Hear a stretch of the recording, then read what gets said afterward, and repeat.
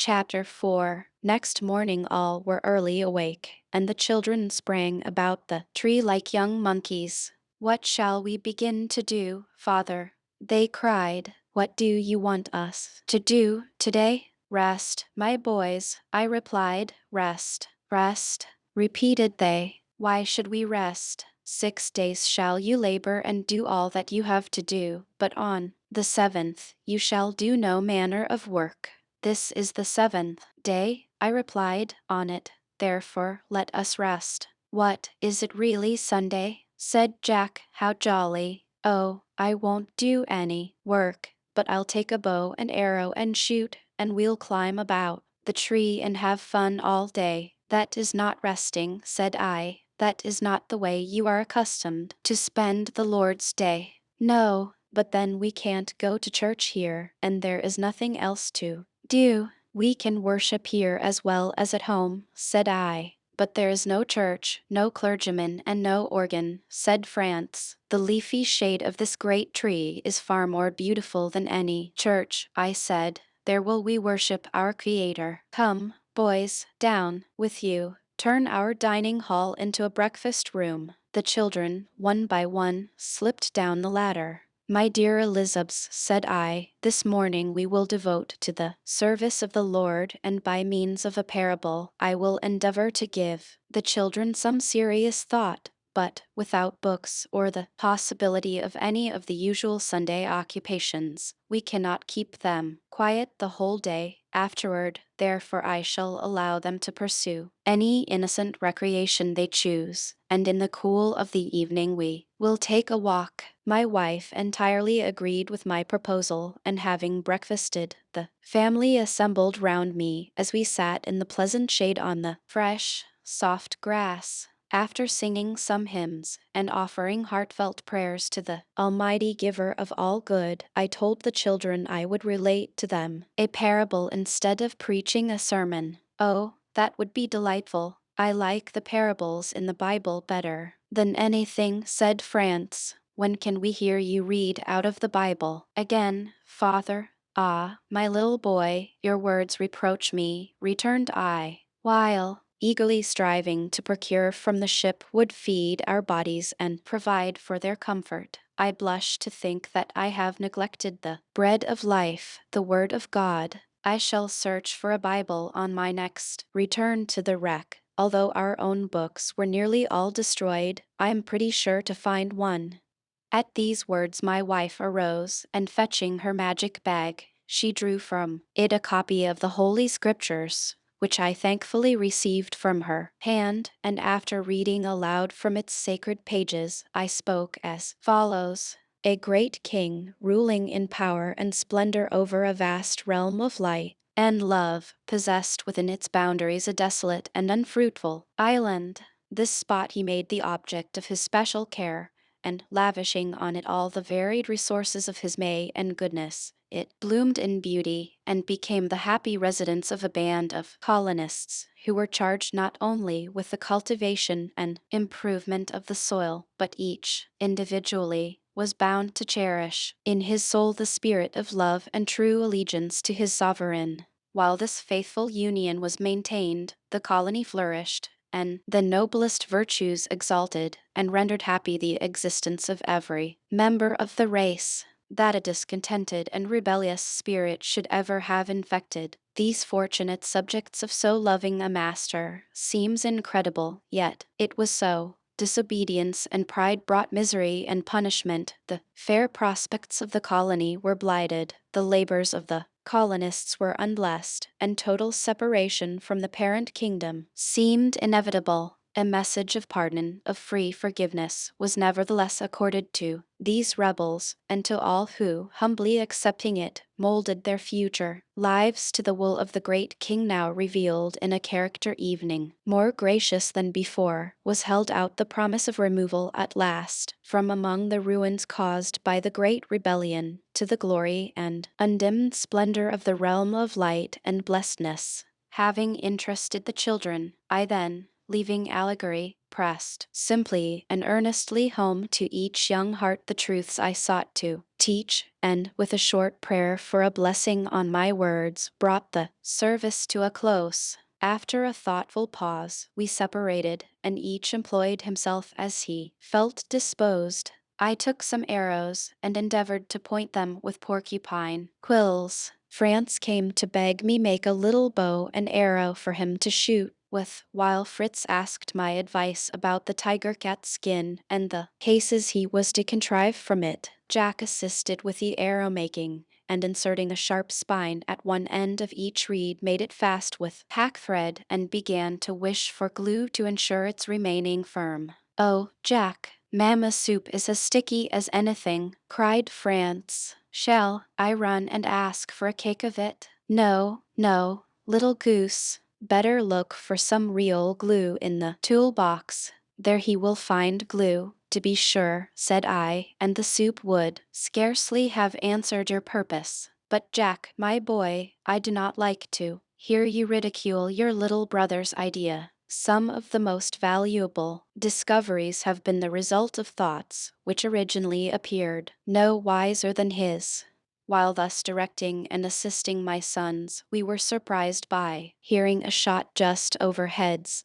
At the same moment 2 small birds fell, dead at our feet, and looking up, we beheld Ernest among the branches, as bending his face joyfully towards us, he cried, well hit, a good shot, wasn't it?" Then slipping down the ladder, and picking up the birds, he brought them to me. One was a kind of thrush, the other a small dove called the ortolan, and esteemed a very great delicacy on account of its exquisite flavor. As the figs on which these birds came to feed were only just beginning to ripen, it was probable that they would soon flock in numbers to our trees, and by waiting until we could procure them in large quantities, we may provide ourselves with valuable food for the rainy season by placing them, when half cooked, in casks with melted lard or butter poured over them. By this time Jack had pointed a good supply of arrows and industriously practiced archery. I finished the bow and arrows for France, and expected to be left in peace, but the young man next demanded a quiver, and I had to invent that also to complete his equipment. It was easily done by stripping a piece of bark from a small tree, fitting a flat side and a bottom to it, and then a string. Attaching it to his shoulders, the youthful hunter filled it with arrows and went off, looking, as his mother said, like an innocent little Cupid bent on conquest. Not long after this, we were summoned to dinner, and all right, willingly obeyed the call. During the meal I interested the boys very much by proposing to decide on suitable names for the different spots we had visited on this coast. "For," said I, "it will become more and more troublesome to explain what we mean unless we do so. Besides which, we shall feel much more at home if we can talk as people do in inhabited countries, instead of saying, for instance, the little island at the mouth of our bay, where we found the dead shark, the large stream near our tent, across which we made the bridge, that wood where we found coconuts and caught the monkey, and so on. Let us begin by naming the bay in which we landed." "What shall we call it?" "Oyster Bay," said Fritz. "No, no, Lobster Bay," cried Jack, in memory of the old fellow who took a fancy to my leg. "I think," observed his mother, "that, in token of gratitude for our escape, we should call it Safety Bay." This name met with general approbation, and was immediately fixed upon. Other names were quickly chosen. Our first place of abode we called Tenthome, the islet in the bay, Shark's Island, and the reedy swamp, Flamingo Marsh. It was some time before the serious question of a name for our leafy castle could be decided, but finally it was entitled Falconhurst, and we then rapidly named the few remaining points: Prospect Hill, the eminence we first ascended; Cape Disappointment, from whose rocky heights we had strained our eyes in vain search for our ship's company; and Jackal River, as a name for the large stream at our landing place, concluded our geographical nomenclature. In the afternoon, the boys went on with their various employments. Fritz finished his cases, and Jack asked my assistance in carrying out his plan of making a cuirass for Turk out of the porcupine skin. After thoroughly cleansing the inside, we cut and fitted it round the body of the patient dog. Then, when strings were sewn on, and it became tolerably dry, he was armed with this ingenious coat of mail, and a most singular figure he cut. Juno strongly objected to his friendly approaches, and got out of his way so fast as she could, and it was clear that he would easily put to flight the fiercest animal he may encounter, while protected by armor at once defensive and offensive. I determined to make also a helmet for Jack out of the remainder of the skin, which to his infinite delight I speedily did. Amid these interesting occupations the evening drew on, and after a pleasant walk among the sweet glades near our abode, we closed our Sabbath day with prayer and a glad hymn of praise, retiring to rest with peaceful hearts. Next morning, I proposed an expedition to Tentham, saying I wished to make my way there by a different route. We left the tree well armed, I and my 3 elder sons each carrying a gun and game bag, while little France was equipped with his bow and quiver full of arrows.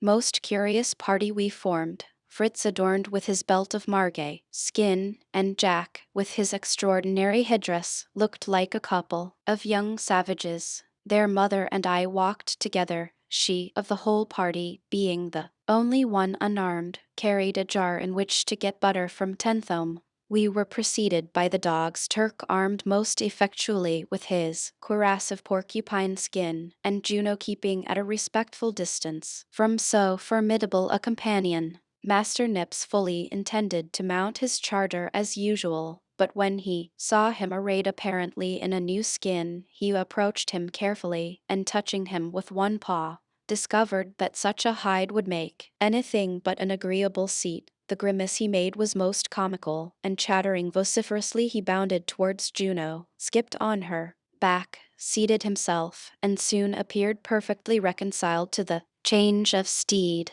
The flamingo saw us starting, and having been much petted during the last day or two, considered himself entitled to accompany us. For some time he kept beside the children, following first one and then another, as they explored the wood on either side. Their irregular course, however, at length disgusted him, and, abandoning them, he walked sedately by my side. We strolled on in the cool evening air, following the course of the stream.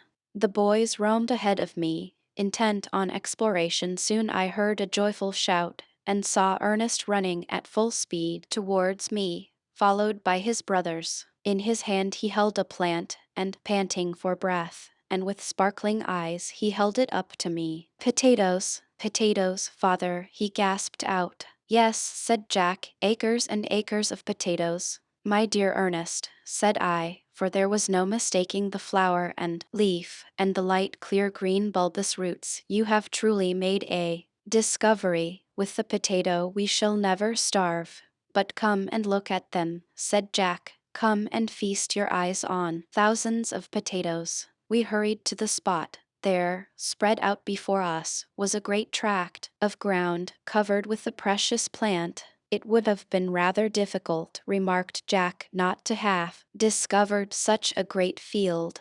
Very likely, replied Ernest, smiling, but I doubt if you would have discovered that it was a potato field. Perhaps not, said Jack. You are quite welcome, at all events, to the honor of the discovery. I'll have the honor of being the first to get a supply of them. So saying, he dug up, with hands and knife, a number of plants and filled his game bag with the roots. The monkey followed his example, and scratching away with his paws most cleverly, soon had a heap beside him. So delighted were we with the discovery, and so eager were we to possess a large supply of the roots, that we stopped, not digging until every bag, pouch, and pocket was filled. Some wished to return at once to Falconhurst, to cook and taste our new acquisition, but this I overruled, and we continued our march, heavily laden, but delighted. How, said I, can we thank the giver of all these blessings sufficiently? Oh, said France, we can say, we thank you, O Lord, for all your goodness and mercy, and bless us for Jesus Christ's sake.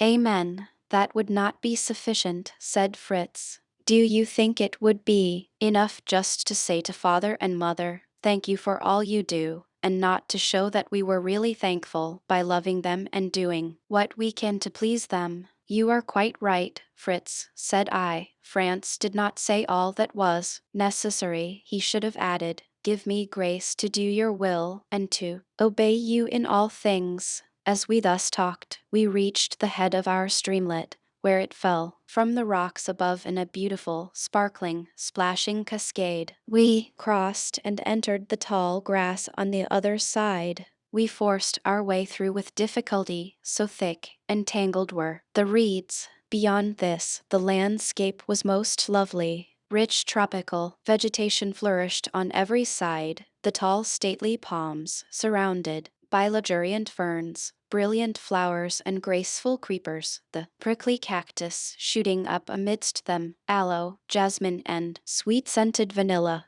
the Indian pea and, above all, the regal pineapple asterisk loaded the breath of the evening breeze with their rich perfume. The boys were delighted with the pineapple, and so eagerly did they fall to, that my wife had to caution them that there were no doctors on our territory, and that if they became ill, they would have to cure themselves as best they may. Asterisk. At this point the author seems to assume that pineapples grow on trees. They do not. This advice, however, seemed to have small effect on my sons, and showing Nips what they wanted, they sent him after the ripest and best fruit. While they were thus employed, I examined the other shrubs and bushes. Among these I soon noticed one, which I knew well from description, to be the caradas. Come here, boys, I said, here is something of far more value than your pineapples. Do you see that plant with long pointed leaves and beautiful red flower? That is the caradas. The filaments of the leaves make capital thread, while the leaves themselves, bruised, form an invaluable salve. The pith of this wonderful plant may be used either for tinder or bait for fish. Suppose, Ernest, you had been wrecked here, how would you have made a fire without matches or flint and steel? As the savages do, replied he, I would rub 2 pieces of wood together until they kindled. Try it, I said, but, if you please, try it when you have a whole day before you, and no other work to be done, for I am certain it would be night before you accomplished the feat. But see here, and I broke a dry twig from the caradas, and peeling off the bark, laid the pith upon a stone. I struck a couple of pebbles over it, and they emitting a spark, the pith caught fire. The boys were delighted with the experiment. I then drew some of the threads from the leaves and presented them to my wife. But what, said Fritz, is the use of all these other prickly plants, except to annoy one? Here, for instance, is a disagreeable little tree. That is an Indian fig, said I. It grows best on dry, rocky ground, for most of its nourishment is derived from the air. Its juice is used, I believe, medicinally, while its fruit is pleasant and wholesome. Master Jack was off in a moment when he heard of a new delicacy, and attempted to gather some of the fruit, but in vain. The sharp thorns defied his efforts, and with bleeding hands and rueful countenance, he returned. I removed the thorns from his hands, and making a sharp wooden skewer, I thrust it into a fig, and quickly twisted it from its branch and split it open with a knife, still holding it upon the skewer. The rest followed my example, and we regaled ourselves upon the fruit, which we found excellent. Ernest carefully examined the fig he was eating. What, he exclaimed, soon, are these little red insects? They cling all over the fruit, and I cannot shake them off. Can they be cochineal? He handed me the fig, and I examined it attentively. You are quite right, my boy, I said. There is no doubt this is the real cochineal. However, though it is worth its weight in gold too, European traders, it is of little use to us, I am afraid, unless any of you care to appear in gay colors. The cochineal, you know, forms the most lovely scarlet dye. No, thank you, said Jack, but we will take a lot of it when we go home again. Now let us find something more useful to us. And they, upon that plied me incessantly with questions concerning every plant and shrub we passed. Stop, stop, I said at length. The most learned naturalist would be much puzzled with many of these trees, and I, who have never seen any of them before, and know them merely by description, cannot pretend to tell you the names or explain to you the use of 1/4 of them. Discussing, however, the properties of such shrubs as I did know, we at length reached Tenthome. Everything was safe, and we set to work to collect what we wanted.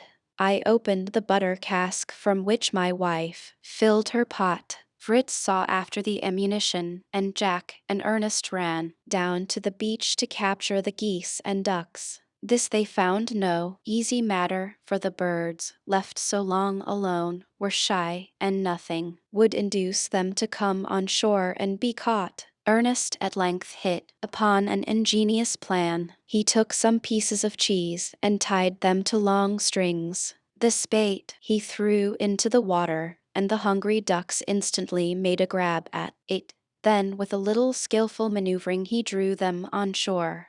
While Jack and he were thus busily employed catching and tying the rebels together by the feet, we procured a fresh supply of salt, which we packed upon Turk's back, first relieving him of his coat of mail. The birds we fastened to our game bags, and carefully closing the door of our tent, started homewards by the seashore. After a cheerful and pleasant walk, we once more reached our woodland abode. I released the birds, and clipping their wings to prevent their leaving us, established them on the stream. Then, after a delicious supper of potatoes, milk, and butter, we ascended our tree and turned in, having remarked a great deal of driftwood on the sands the preceding evening. It occurred to me that it would be well to get some of it, and make a kind of sledge, so that the labor of fetching what we wanted from our stores at Tenthome may not fall so heavily on ourselves. I awoke early and roused Ernest as my assistant,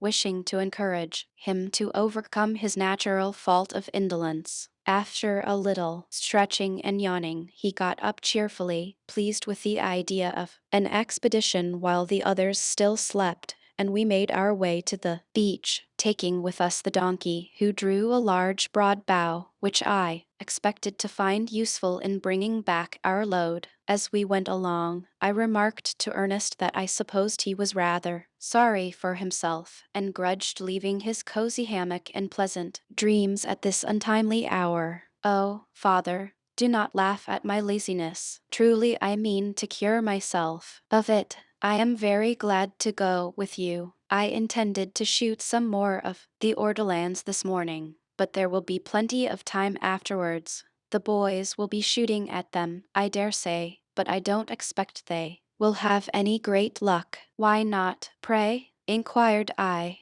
I don't believe they will know what shot to use at first, and besides, they will most likely shoot upwards at the birds and be sure to miss them, on account of the great height and thickness of the branches and foliage. Well, Ernest, you certainly possess the gifts of prudence and reflection, as well as observation. These are valuable, but sudden action is so often necessary in life, that I advise you to cultivate the power of instantly perceiving and deciding what must be done in cases of emergency. Presence of mind is a precious quality which, although natural in some characters, may be acquired to a certain degree by all who train themselves to it. Once on the seashore, our work was quickly accomplished, for selecting The wood I thought fit for my purpose. We laid it across the broad, leafy branch, and, with some help from us, the donkey dragged a very fair load of it homewards, with the addition of a small chest which I raised from among the sand which nearly covered it. We heard the boys popping away at the birds as we drew near. They hastened to meet us, and inquired where we had been, looking curiously at the chest, which I allowed them to open,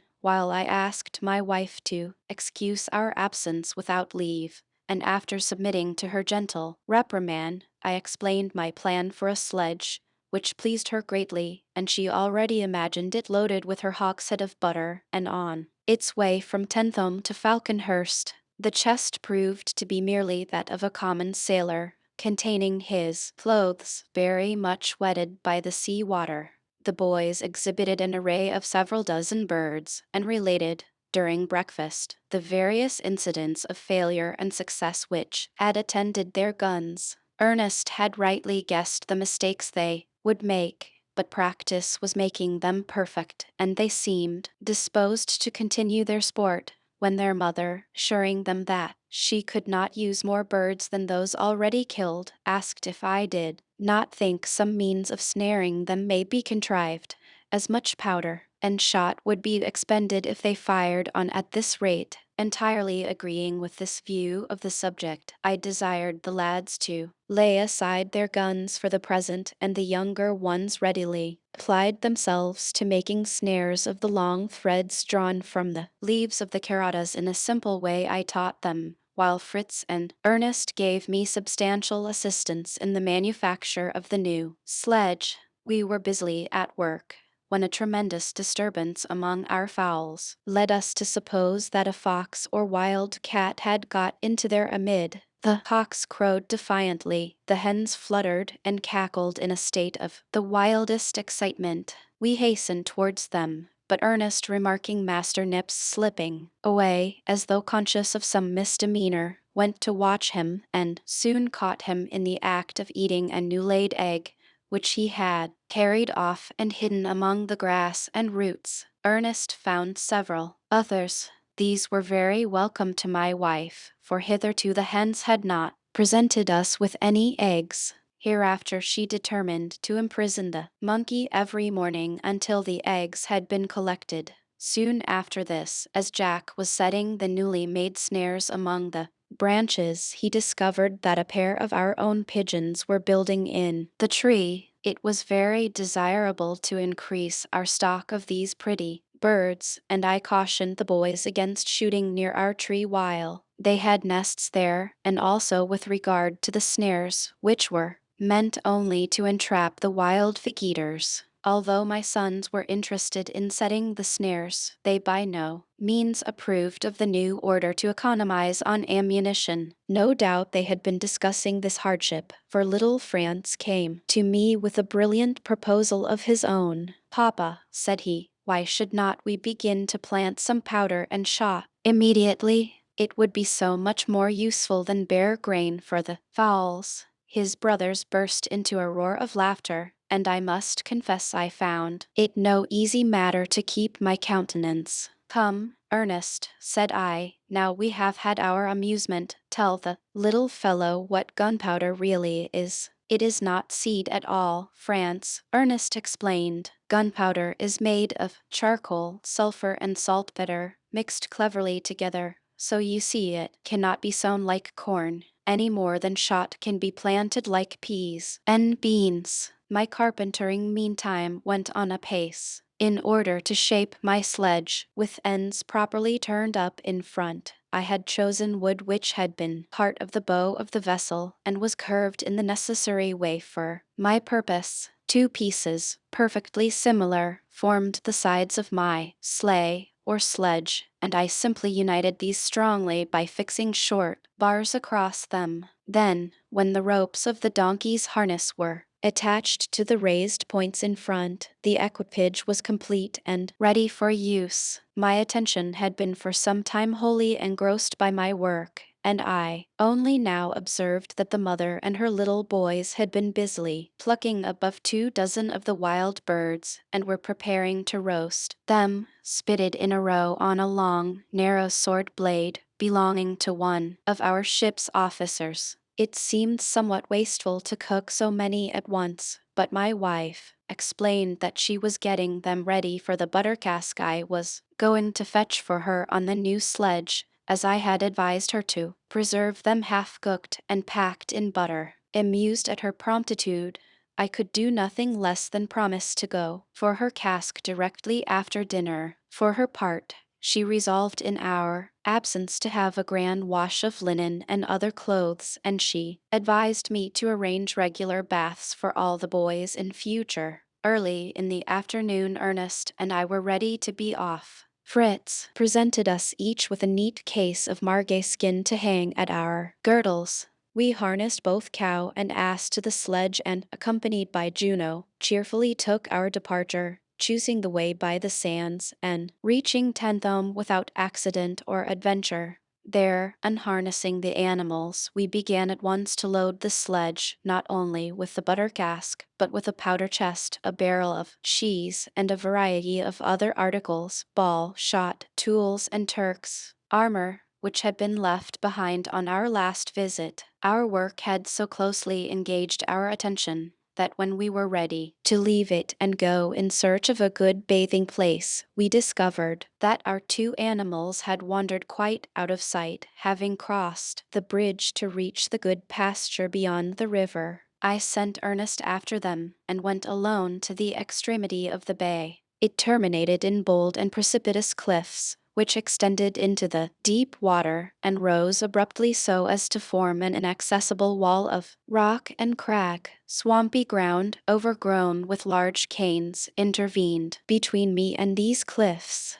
I cut a large bundle of the reeds and returned to Ernest. It was some time before I found him, comfortably extended full length on the ground near the tent and sleeping as sound as a top, while the cow and the ass, grazing at will, were again making for the bridge. "Get up, Ernest, you lazy fellow," exclaimed I, much annoyed. "Why, don't you mind your business? Look at the animals. They will be over the river again." "No fear of that, father," returned he, with the utmost composure. "I have taken a couple of boards off the bridge. They won't pass the gap." I could not help laughing at the ingenious device by which the boy had spared himself all trouble. At the same time I observed that it is wrong to waste the precious moments in sleep when duty has to be performed. I then bid him go and collect some salt, which was wanted at home, while I went to bathe.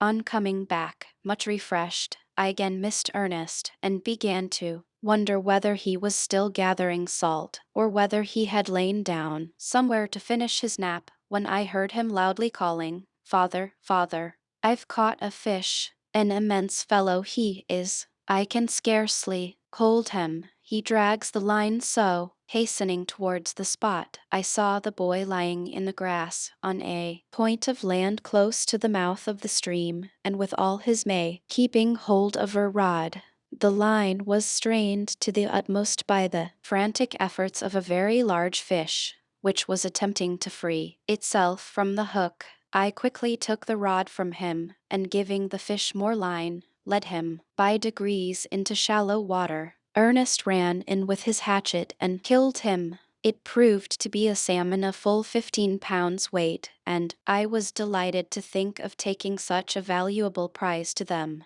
"This is capital, Ernest," cried I. "You have cleared yourself for once of the charge of laziness. Let us now carry this splendid salmon to the sledge. I will clean and pack it for the journey, that it may arrive in good condition while you go and take a bath in the sea." All this being accomplished, we harnessed our beasts to the well-laden vehicle, and replacing the boards on the bridge, commenced the journey home. We kept inland this time, and were skirting the borders of a grassy thicket, when Juno suddenly left us, and plunging into the bushes, with fierce barking hunted out right in front of us, the most singular-looking creature I ever beheld. It was taking wonderful flying leaps, apparently in a sitting posture, and got over the ground at an astonishing rate. I attempted to shoot it as it passed, but missed. Ernest, who was behind me, observed its movements very coolly, and, seeing that the dog was puzzled and that the animal, having paused, was crouching among the grass, went cautiously nearer, fired at the spot he had marked, and shot it dead. The extraordinary appearance of this creature surprised us very much. It was as large as a sheep. Its head was shaped like that of a mouse. Its skin also was of a mouse color. It had long ears like a hare, and a tail like a tiger's. The forepaws resembled those of a squirrel, but they seemed only half grown, while the hind legs were enormous, and so long that when upright on them the animal would look as if mounted on stilts. For some time we stood silently wondering at the remarkable creature before us. I could not recollect to have seen or heard of any such. Well, father, said Ernest at last, I should say this was about the queerest beast to be met with anywhere. I am glad I knocked it over. How they will all stare when I carry it home. You have had a lucky day altogether, certainly, said I, but I cannot think what this animal can be. Examine its tests and let us see to what class of mammalia it belongs. We may be led to guess at its name in that way. I see 4 sharp incisor tests, father, 2 upper and 2 under, as a squirrel has. Ah, then he is a rodent. What rodents can you remember, Ernest? I do not know them all, but there are the mouse, the marmot, the squirrel, the hare, the beaver, the jerboa. The jerboa, I exclaimed, the jerboa. Now we shall have it. This is really very like a jerboa, only far larger. It must be a kangaroo, one of the class of animals which has a pouch or purse beneath the body, in which its young can take refuge. They were discovered in New Holland by the great Captain Cook, and I congratulate you on being the first to obtain a specimen in New Switzerland, I added, laughing, as I extemporized the name. The kangaroo was added to the already heavy load on our sledge, and we proceeded slowly, arriving late at Falconhurst, but meeting with the usual bright welcome. Very eager and inquisitive were the glances turned towards the sledge, for the load piled on it surpassed all expectation. We on our part staring in equal surprise at the extraordinary rig of the young folks who came to meet us. One wore a long nightshirt, which, with a belt, was a convenient length in front, but trailed behind in orthodox ghost fashion. Another had on a very wide pair of trousers braced up so short that each little leg looked like the clapper in a bell. The third, buttoned up in a pea jacket which came down to his ankles, looked for all the world like a walking portmanteau. Amid much joking and laughter, my wife explained that she had been washing all day, and while their clothes were drying, the boys amused themselves by dressing up in things they found while rummaging the sailor's chest, and had kept them on, that Ernest and I may see the masquerade. It certainly amused us, but made me regret that so little belonging to ourselves had been saved from the wreck, in consequence of which the children had scarcely a change of linen. Turning now to our new acquisitions, we excited great interest by exhibiting each in turn. The large salmon, but more especially the kangaroo, surprised and delighted every one. Fritz alone wore a look expressive of dissatisfaction, and I saw that he was envious of his younger brother's success. Vexed that so noble a prize had fallen to Ernest's gun instead of his own, he treated it rather slightingly, but I could see that he was struggling against his jealous feelings, and he, after a while, succeeded in recovering his good humor and joined pleasantly in the conversation. "What a famous day's sport you have had altogether," said he, coming close up to me. "It will be my turn to go out with you next, will it?" "Not, father. Just about here there is nothing to shoot, and I have found it very dull. Still you have been doing your duty, my dear boy. You were entrusted with the care of the family, and a youth of manly character will not depend for happiness on mere excitement. As the shades of night approached, we made haste to conclude the day's work by preparing the kangaroo, part for immediate use and part for salting. The animals were fed and a plentiful allowance of salt made to them. Chapter 5. Next morning, while the breakfast was getting ready, I attended to the beautiful skin of the kangaroo, which I was anxious to preserve entire, and afterwards, when Fritz had prepared everything in readiness for our trip to the wreck, I called Ernest and Jack in order to give them some parting injunctions. They, however, had disappeared directly after breakfast, and their mother could only guess that, as we required potatoes, they may have gone to fetch a supply. I desired her to reprove them, on their return, for starting away without leave, but, as it appeared they had taken Turk, I satisfied myself that no harm was likely to befall them, although it was not without reluctance that I left my dear wife alone with little France, cheering her with hopes of our speedy return with new treasures from the wreck. Advancing steadily on our way, we crossed the bridge at Jackal River, when suddenly, to our no small astonishment, Jack and Ernest burst out of a hiding place where they had lain in wait for us, and were enchanted with the startling effect of their unexpected appearance upon their unsuspecting father and brother. It was evident that they fully believed they may now go with us to the wreck. To this notion I at once put a decided stop, although I could not find it in my heart to scold the two merry rogues for their thoughtless frolic, more especially as I particularly wished to send back a message to my wife. I told them they must hurry home, so as not to leave their mother in suspense, although, as they were already so far, they may collect some salt, and I instructed them to explain that, as my work on board would take up a long time, she must try to bear with our absence for a night. This I had meant to say when we parted, but my courage had failed, knowing how much she would object to such a plan, and I had resolved to return in the evening. On consideration, however, of the importance of constructing a raft, which was my intention in going and finishing it without a second trip, I determined to remain on board for the night, as the boys had, unintentionally, given me the chance of sending a message to that effect. "Goodbye, boys. Take care of yourselves. We're off," shouted Fritz, as I joined him in the tub-boat, and we shoved off. The current carried us briskly out of the bay. We were very soon moored safely alongside the wreck, and scrambling up her shattered sides, stood on what remained of the deck and began at once to lay our plans. I wanted to make a raft fit to carry on shore a great variety of articles far too large and heavy for our present boat. A number of empty water casks seemed just what was required for a foundation. We closed them tightly, pushed them overboard, and, arranging 12 of them side by side in rows of 3, we firmly secured them together by means of spars, and then proceeded to lay a good substantial floor of planks, which was defended by a low bulwark. In this way we soon had a first-rate raft, exactly suited to our purpose.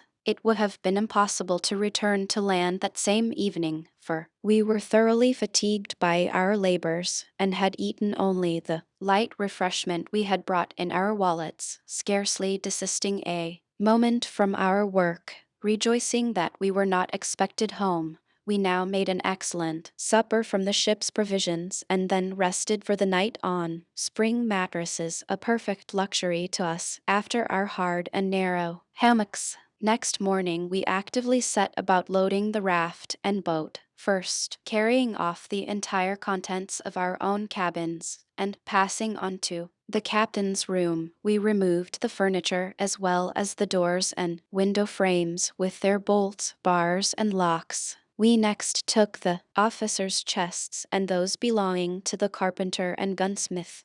The contents of these latter we had to remove in portions, as their weight was far beyond our strength.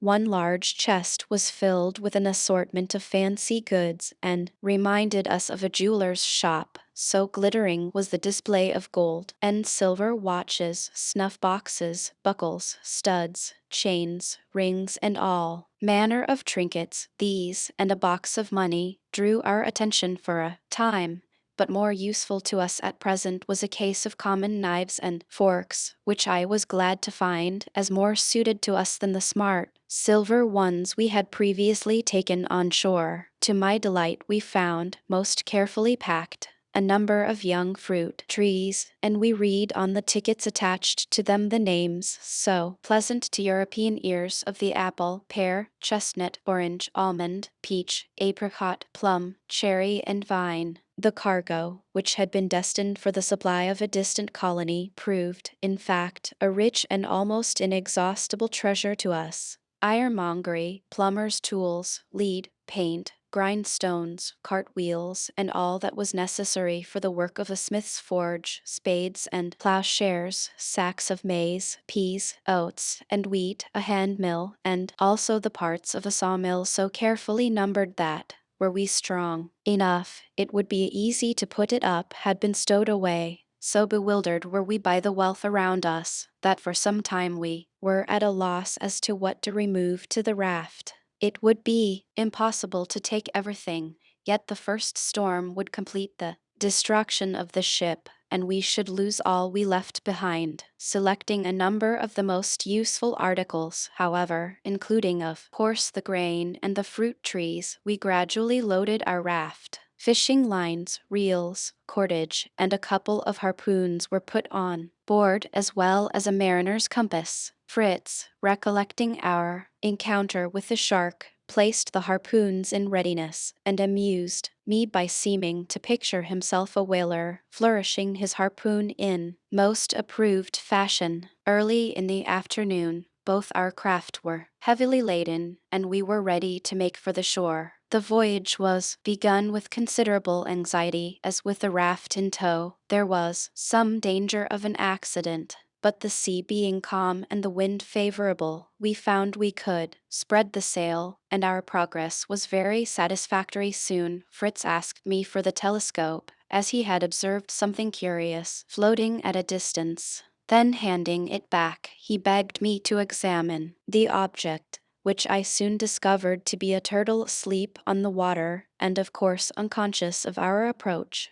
"Do, father, steer towards it," exclaimed he. I accordingly did so, that he may have a near look at the creature. Little did I suspect what was to follow. The lad's back was turned to me, and the broad sail was between us, so that I could not perceive his actions, when, all of a sudden, I experienced a shock and the thrill as of lion running through a reel. Before I had time to call out, a second shock, and the sensation of the boat being rapidly drawn through the water alarmed me. "Fritz, what are you about?" cried I. "You are sending us to the bottom." "I have him, hurrah! I have him safe," shouted he, in eager excitement. To my amazement, I perceived that he really had struck the tortoise with a harpoon. A rope was attached to it, and the creature was running away with us.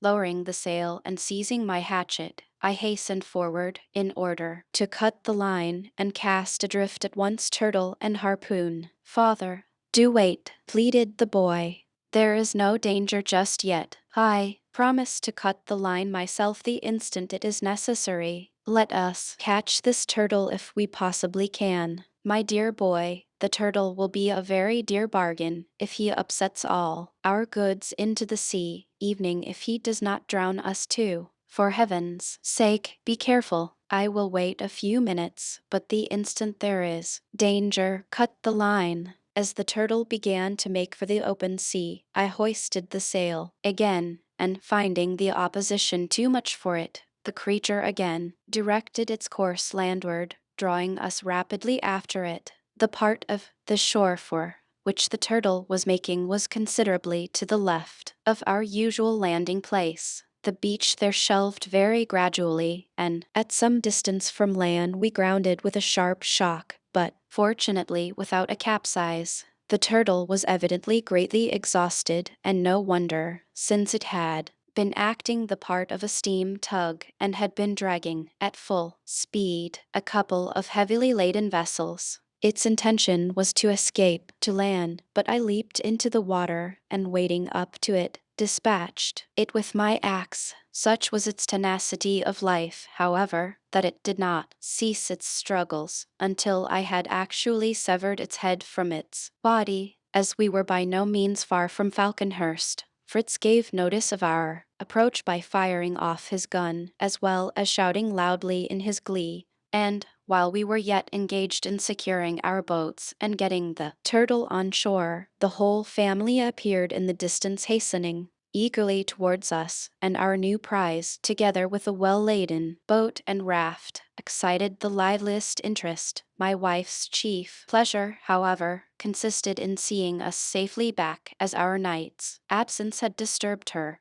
and she was horrified by the description of our dangerous run in the wake of the fugitive turtle. Being anxious to remove some of our goods before night, the boys ran off to fetch the sledge, while I, having no anchor, contrived to moor the boats by means of some of the heavy blocks of iron we had brought. It required our united strength to get the turtle hoisted onto the sledge, its weight being prodigious. We found it, truly, with the addition of the sapling fruit trees, quite a sufficient load. We then made the best of our way home, chatting merrily about our various adventures. The first thing to be done on arriving was to obtain some of the turtle's flesh to cook for supper. To my wife this appeared necessarily a work of time, as well as of difficulty, but I turned the beast on its back, and soon detached a portion of the meat from the breast with a hatchet, by breaking the lower shell, and I then directed that it should be cooked with a little salt, shell and all. But let me first cut away this disgusting green fat, said my wife, with a little shudder. See how it sticks all over the meat. No one could eat anything so nasty. Leave the fat,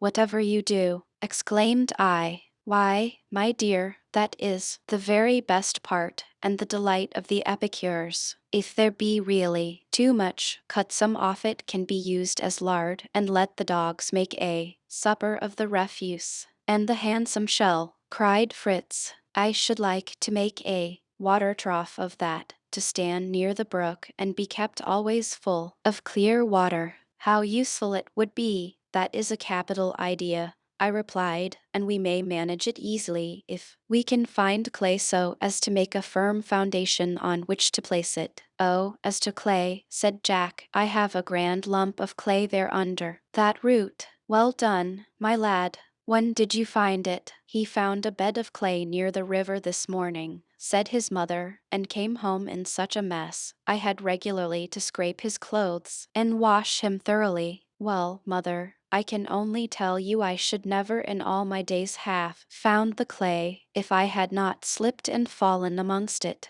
That I can well believe, returned his mother, only, to hear your talk this morning, one would have thought your discovery of clay the result of very arduous search. Truly, when you have ended the question of the clay and the turtle shell, said Ernest, I should like to show you some roots I found today. They are getting rather dry now. They look something like radishes, although the plant itself was almost a bush, but I have not ventured to taste them, although our old sow was devouring them at a great rate. In that you did wisely, my boy. Swine eat many things injurious to men. Let me see your roots. How did you discover them? I was rambling in the wood this morning, and came upon the sow, very busy grubbing under a small bush, and eating something ravenously, so I drove her away, and found a number of these roots, which I brought for you to see. Truly, Ernest, I exclaimed, after taking the roots in my hand and considering them attentively, I am inclined to believe that you have really made a brilliant discovery. If this proves to be, as I expect, the manioc root, we may lose every other eatable we possess and yet not starve. In the West Indies, cakes called cassava bread are made from it, and already having potatoes, we shall be very independent if we can succeed in preparing flour from these roots. Great care must be taken in the manufacture to express the juice, otherwise the flour may be injurious and even poisonous. If we can collect a sufficient quantity, we will attempt bread making. I think I know how to set about it. Finding there was still time to make another trip with the sledge, I went off with the elder boys, leaving France with his mother, and we all looked forward with satisfaction to the prospect of the princely supper they were to have ready for us, for our day's work had been none of the lightest. I have been thinking about my turtle, father, said Fritz, as we went along. Is not the shell very valuable? Surely beautiful combs, boxes, and a number of ornamental things are made of tortoise shell, and if so, it seems a pity to use it for a water trough. Your turtle, Fritz, is only fit for eating. Its shell is worthless as regards ornament, while the species whose shell is prized so much is unfit for food. Tortoise shell is subjected to the action of heat. The outer layer peels off, leaving a beautifully marked, semi-transparent surface, which is susceptible of a very high polish. The sledge quickly received its second load from the raft. Chests, 4 cart wheels, and the hand mill were placed on it, with all manner of smaller articles, and we lost no time in returning to Falconhurst.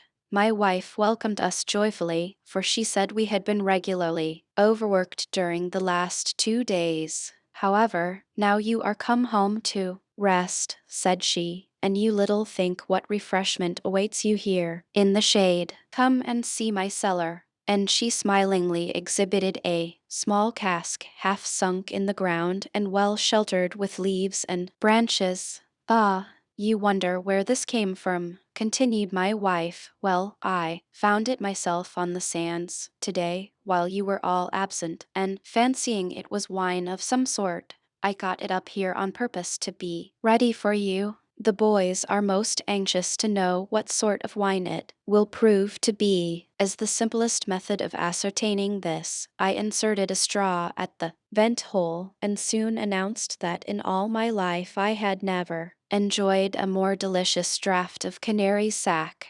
My wife was immensely pleased to find that her exertions in my behalf had not been thrown away, and the boys pressed round me, armed with straws and begging for a taste. After so strongly expressing my own enjoyment of the wine, it seemed unreasonable to deny them this, and I let them come in turns, but was speedily obliged to call a halt, for the rogues got so eager and excited that I had to reprove them for their greediness and warn them of the risk they ran of being intoxicated. Supper was more to the purpose, and as the turtle proved delicious, it was heartily enjoyed and gave us strength to haul the mattresses we had brought from the ship up into our sleeping rooms, so that very refreshing slumbers closed the day. Early next morning, I got up without rousing any of the others, intending to pay a visit to the beach, for I had my doubts about the safety of my vessels on the open shore. The dogs were delighted when I descended the ladder and bounded to meet me. The cocks crowed and flapped their wings. 2 pretty kids gamboled around.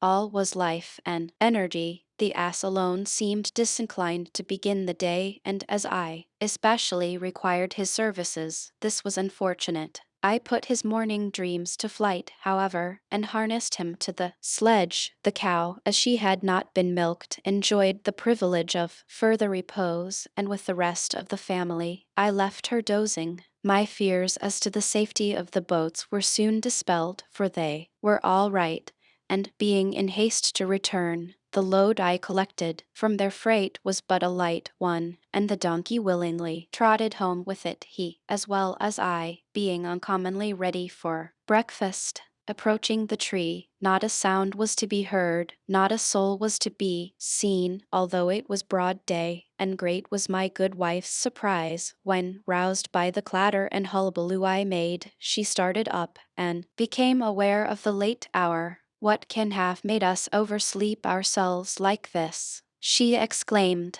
It must be the fault of those mattresses, they are delightful, but really too lulling. See, the children are sound asleep still. With much stretching and many yawns, the boys at last came tumbling down from the tree, rubbing their eyes and seeming but half awake. Ernest last, as usual. Come, my boys, said I, this will never do. Your beds were too luxurious last night, I see. In my own opinion, however, I felt there was something else to blame, besides the comfortable mattresses, and I made a mental resolve that the captain's fine canary should be dealt with very sparingly in future. So now for prayers and breakfast, I continued, and then off to work.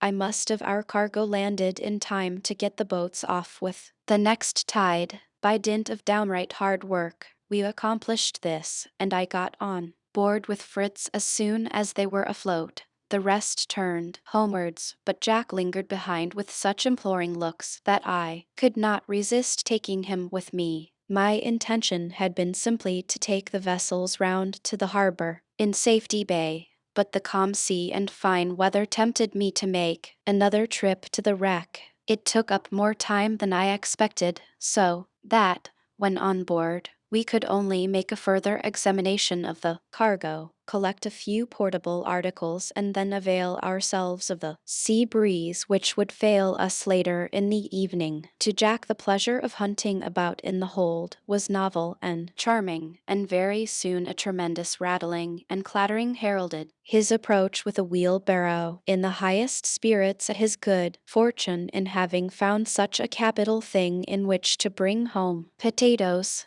He was followed by Fritz, whose news was still more important. He had found, carefully packed and enclosed within partitions, what appeared to be the separate parts of a pinnace with rigging and fittings, complete, evening to a couple of small brass guns. This was a great discovery, and I hastened to see if the lad was right. Truly he was, but my pleasure was qualified by a sense of the arduous task it would be to put such a craft together so as to be fit for sea. For the present, we had barely time to get something to eat and hurry into the boat, where were collected our new acquisitions, namely, a copper boiler, iron plates, tobacco graters, 2 grindstones, a small barrel of powder, and another of flints, 2 wheelbarrows besides Jack's, which he kept under his own especial care. As we drew near the shore, we were surprised to see a number of little figures ranged in a row along the water's edge and apparently gazing fixedly at us.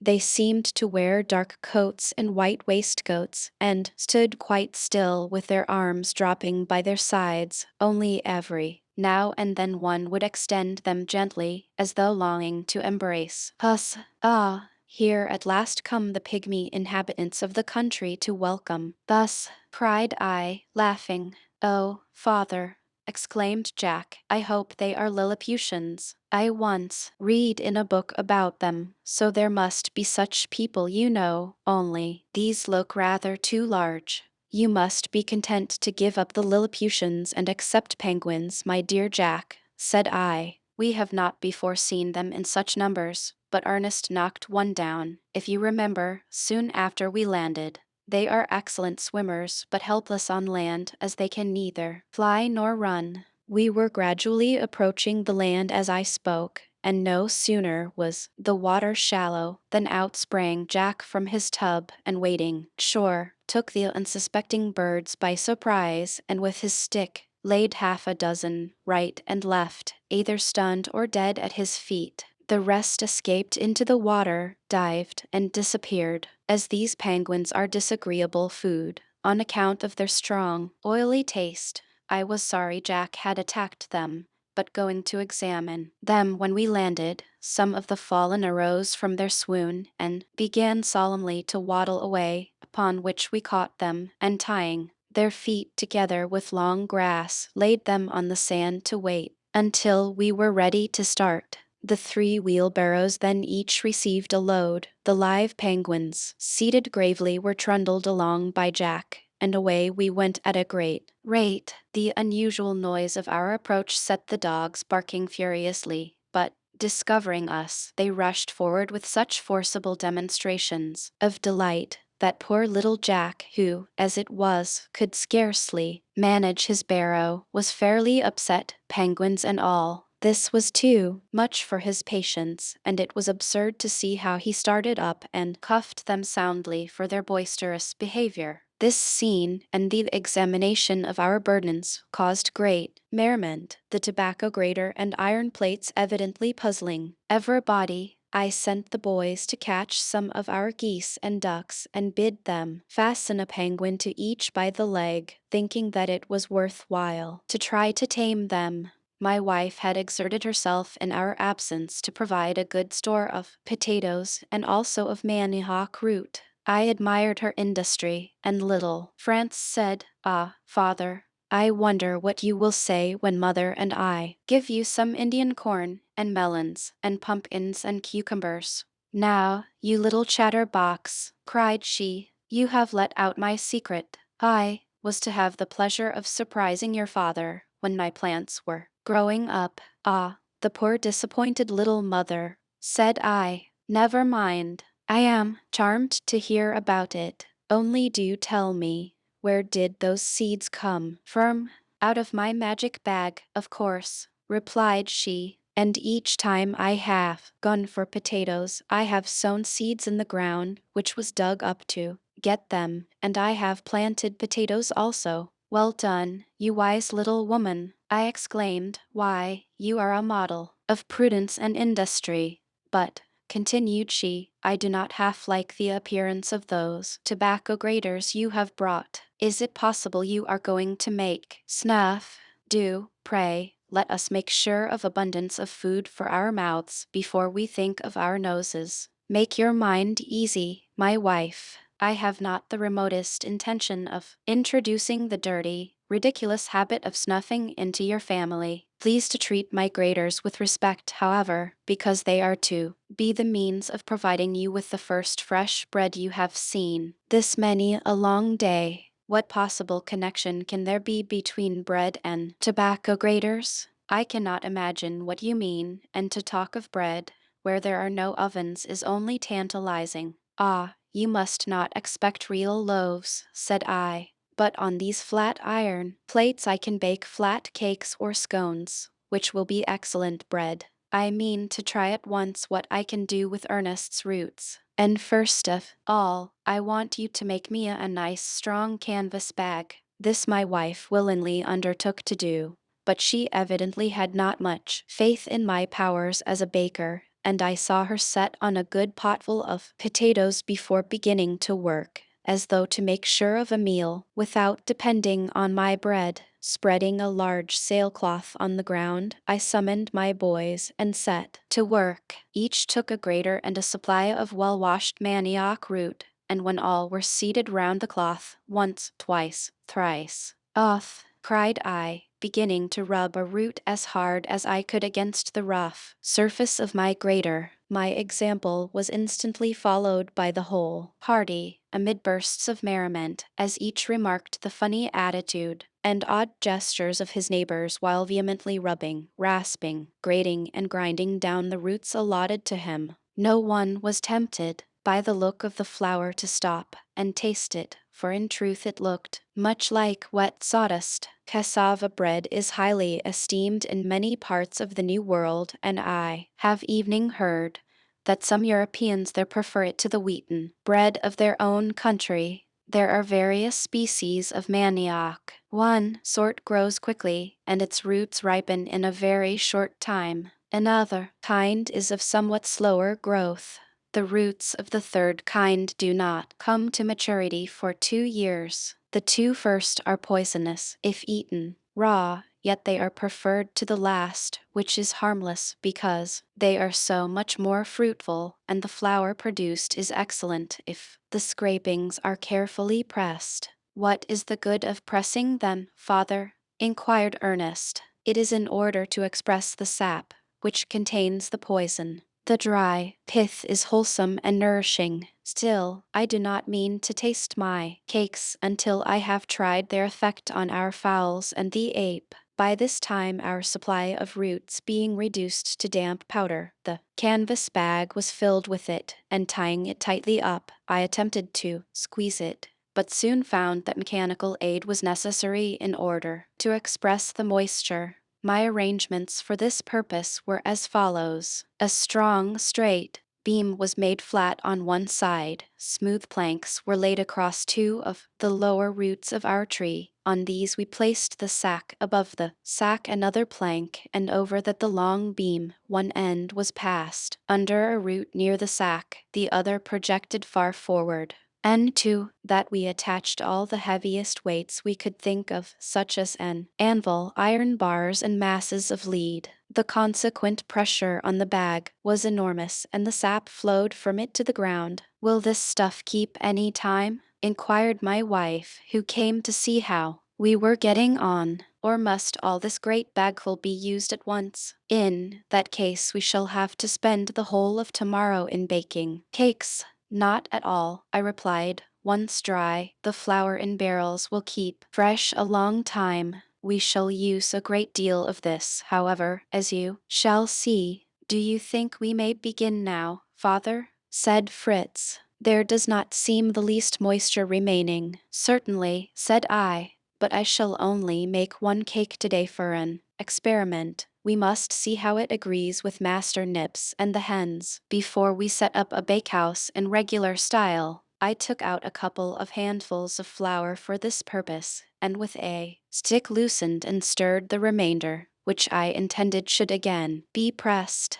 While an iron plate placed over a good fire was getting hot, I mixed the meal with water and a little salt, kneaded it well, and forming a thick cake, laid it on the hot plate when, one side soon becoming a nice yellow-brown color, it was turned and was quickly baked. It smelt so delicious that the boys quite envied the two hens and the monkey, who were selected as the subjects of this interesting experiment, and they silently watched them gobbling up the bits of cake I gave them, until Fritz turned to me, saying, "Suppose the cake is poisonous, what effect will it have on the creatures? Will they be stupefied, or will they suffer pain?" "That depends upon the nature of the poison. Some cause violent pain, as colchicum, hellebore, and aconite. Others produce stupefaction and paralysis, as opium, hemlock, and prussic acid, while others again, as strychnine, are followed by violent convulsions, or, as belladonna, by delirium.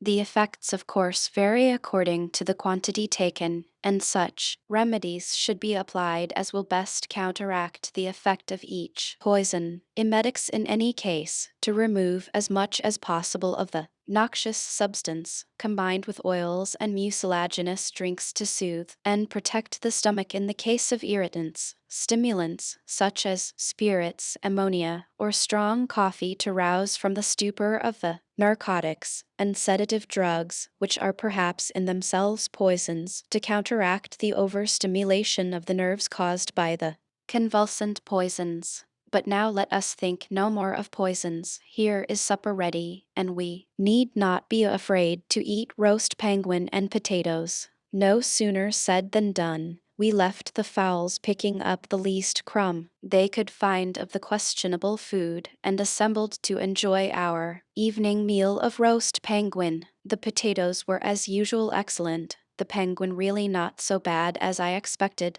although fishy in taste, and very tough.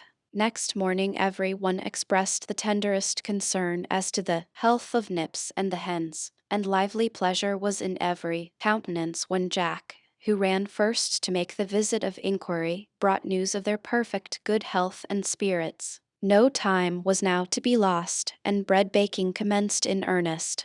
A large fire was kindled, the plates heated, the meal made into cakes, each of the boys busily preparing his own, and watching the baking most eagerly. Mistakes occurred, of course. Some of the bread was burnt, some not done enough, but a pile of nice tempting cakes was at length ready, and with plenty of good milk we breakfasted right royally, and in high spirits at our success.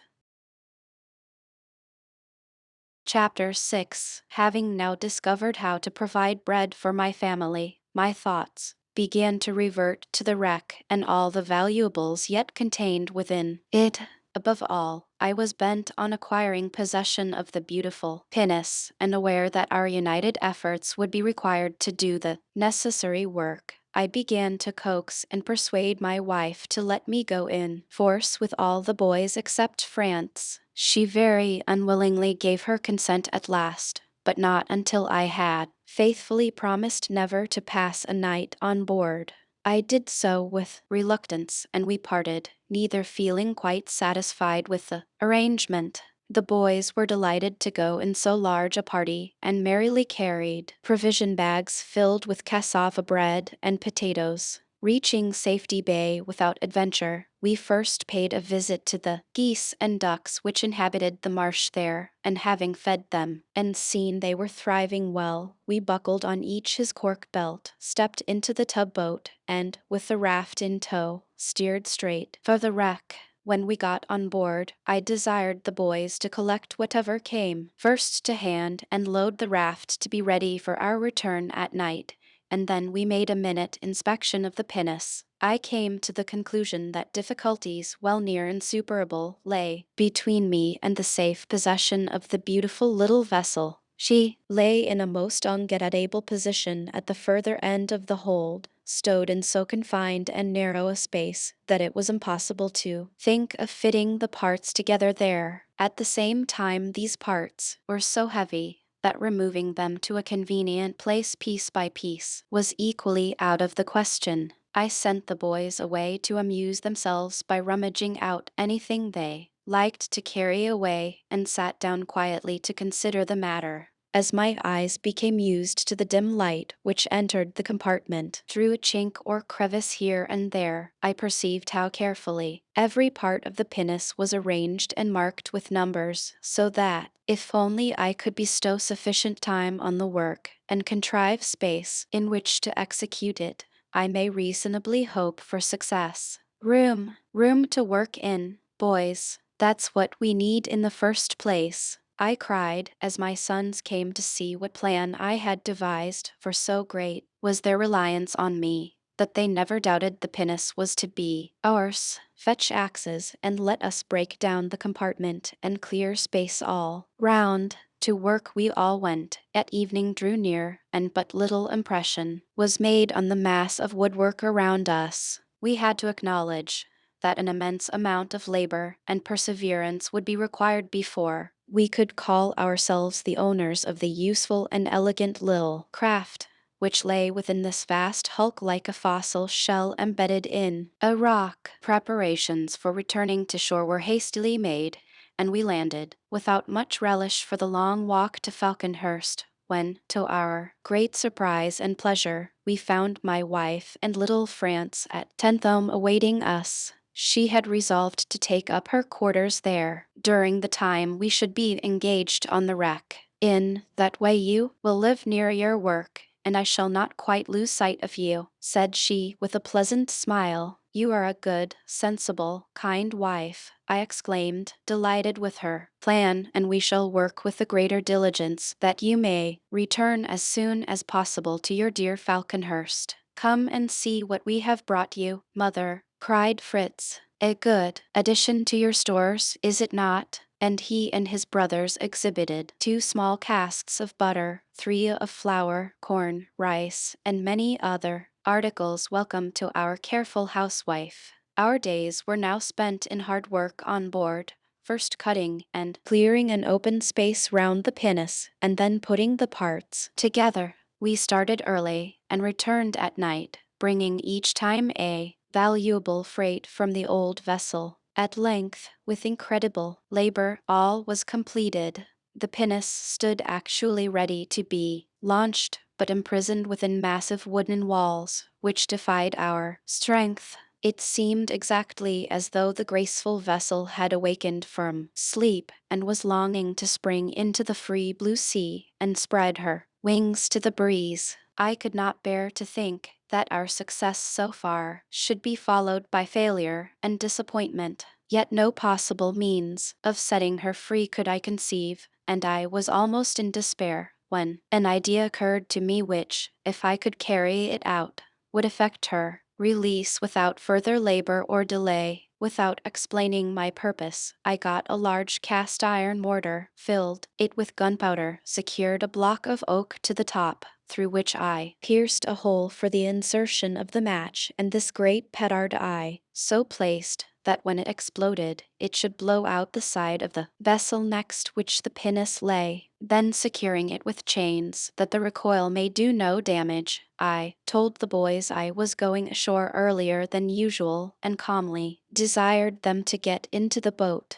Then lighting a match I had prepared, and which would burn some time before reaching the powder, I hastened after them with a pounding heart, and we made for the land. We brought the raft close inshore and began to unload it. The other boat I did not haul up, but kept her ready to put off at a moment's notice. My anxiety was unobserved by anyone as I listened with strained nerves for the expected sound. It came, a flash, a mighty roar, a grand burst of smoke. My wife and children, terror-stricken, turned their eyes towards the sea from where the startling noise came, and then in fear and wonder looked to me for some explanation. Perhaps, said my wife, as I did not speak, perhaps you have left a light burning near some of the gunpowder, and an explosion has taken place. Not at all unlikely, replied I quietly. We had a fire below when we were caulking the seams of the pinnace.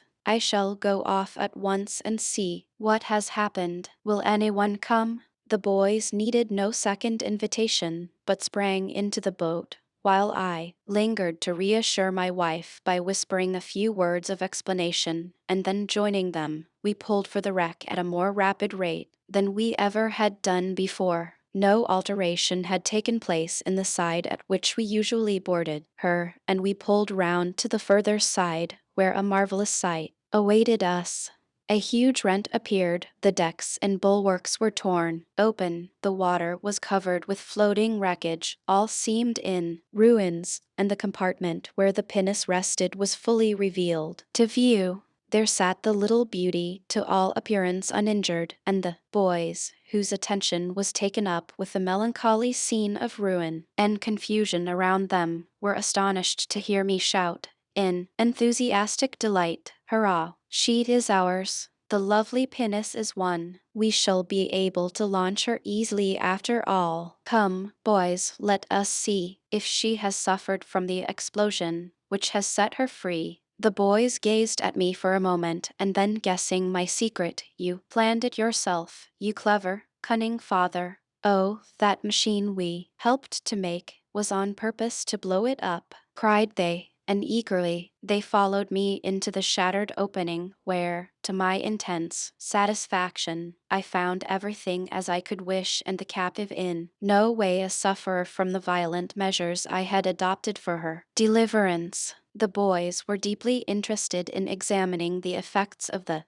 explosion, and in the explanation I gave them of the principal and proper way to manage a petard. It was evident that the launch could now be effected without much trouble. I had been careful to place rollers beneath the keel, so that, by means of levers and pulleys, we may, with our united strength, move her forward towards the water. A rope was attached by which to regulate the speed of the descent, and then, all hands putting their shoulders to the work, the pinnace began to slide from the stocks, and finally slipped gently and steadily into the water, where she floated as if conscious it was her native element, while we, wild with excitement, cheered and waved enthusiastically. We then only remained long enough to secure our prize carefully at the most sheltered point, and went back to Tentham, where we accounted for the explosion, saying that having blown away one side of the ship, we should be able to obtain the rest of its contents with a very few more days' work.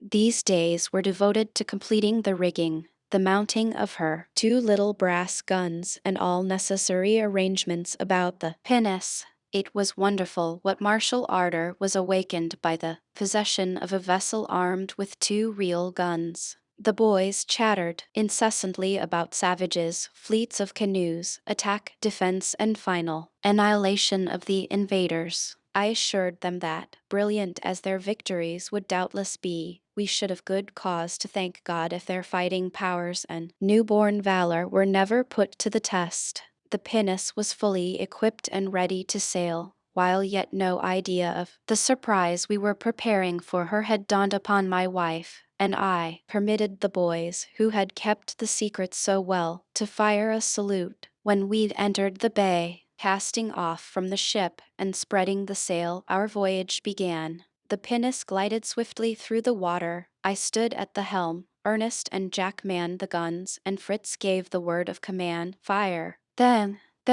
rattled out a thrilling report, which echoed and re-echoed among the cliffs, followed by our shouts and hurrahs. My wife and her little boy rushed hastily forward from near the tent, and we could plainly see their alarm and astonishment. But speedily, recognizing us, they waved joyfully and came quickly to the landing place to meet us.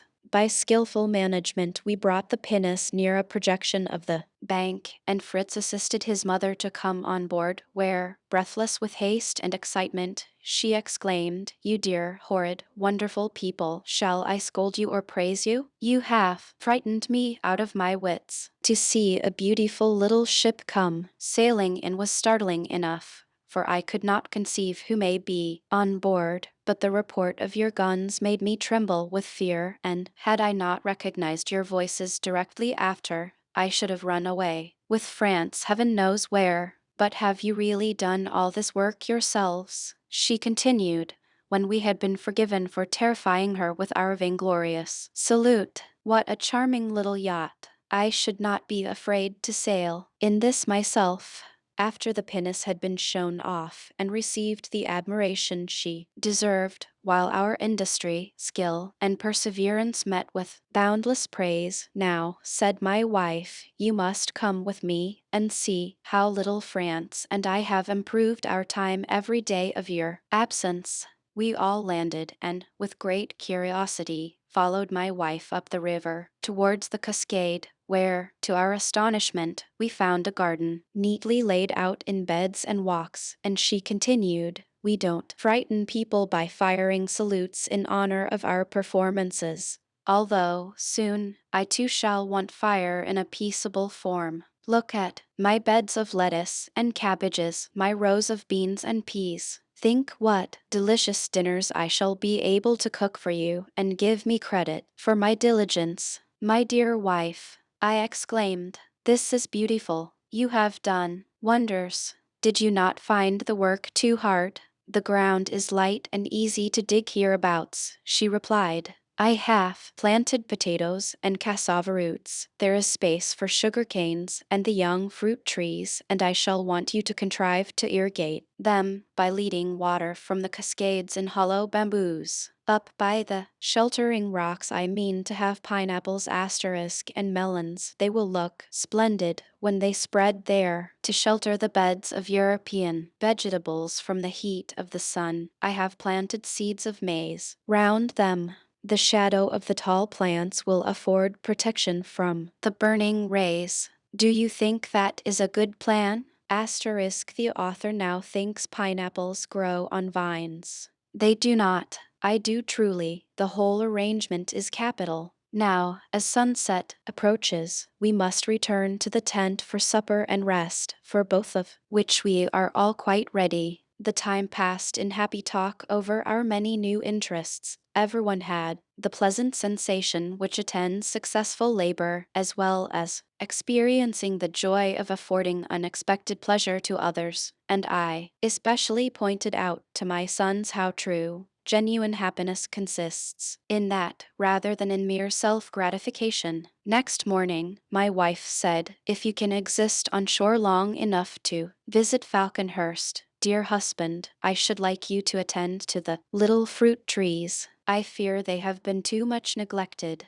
I have watered them occasionally and spread earth over the roots as they lay, but I could not manage to plant them." "You have done far more than I could have expected, my wife," I replied, "and provided you do not ask me to give up the sea altogether, I most willingly agree to your request, and will go to Falconhurst as soon as the raft is unloaded and everything safely arranged here. Life on shore was an agreeable change for us all, and the boys went actively to work, so that the stores were quickly brought up to the tent, piled in order, and carefully covered with sailcloths, fastened down by pegs all round. The pinnace, being provided with an anchor, was properly moored, and her elegant appearance quite altered the look of our harbor, hitherto occupied only by the grotesque tugboat and flat, uninteresting raft. Taking an ample supply of everything we should require at Falconhurst,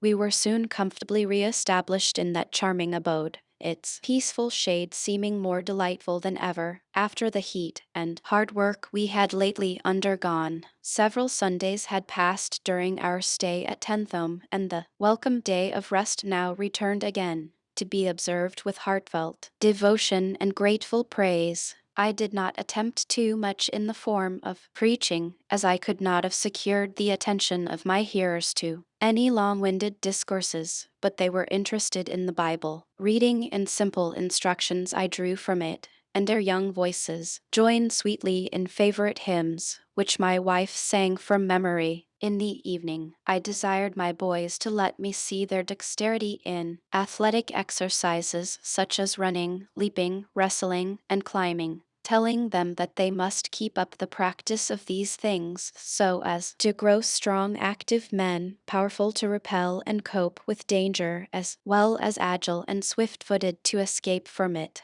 No man can be really courageous and self-reliant without an inward consciousness of physical power and capability. I want to see my sons strong, both morally and physically, said I.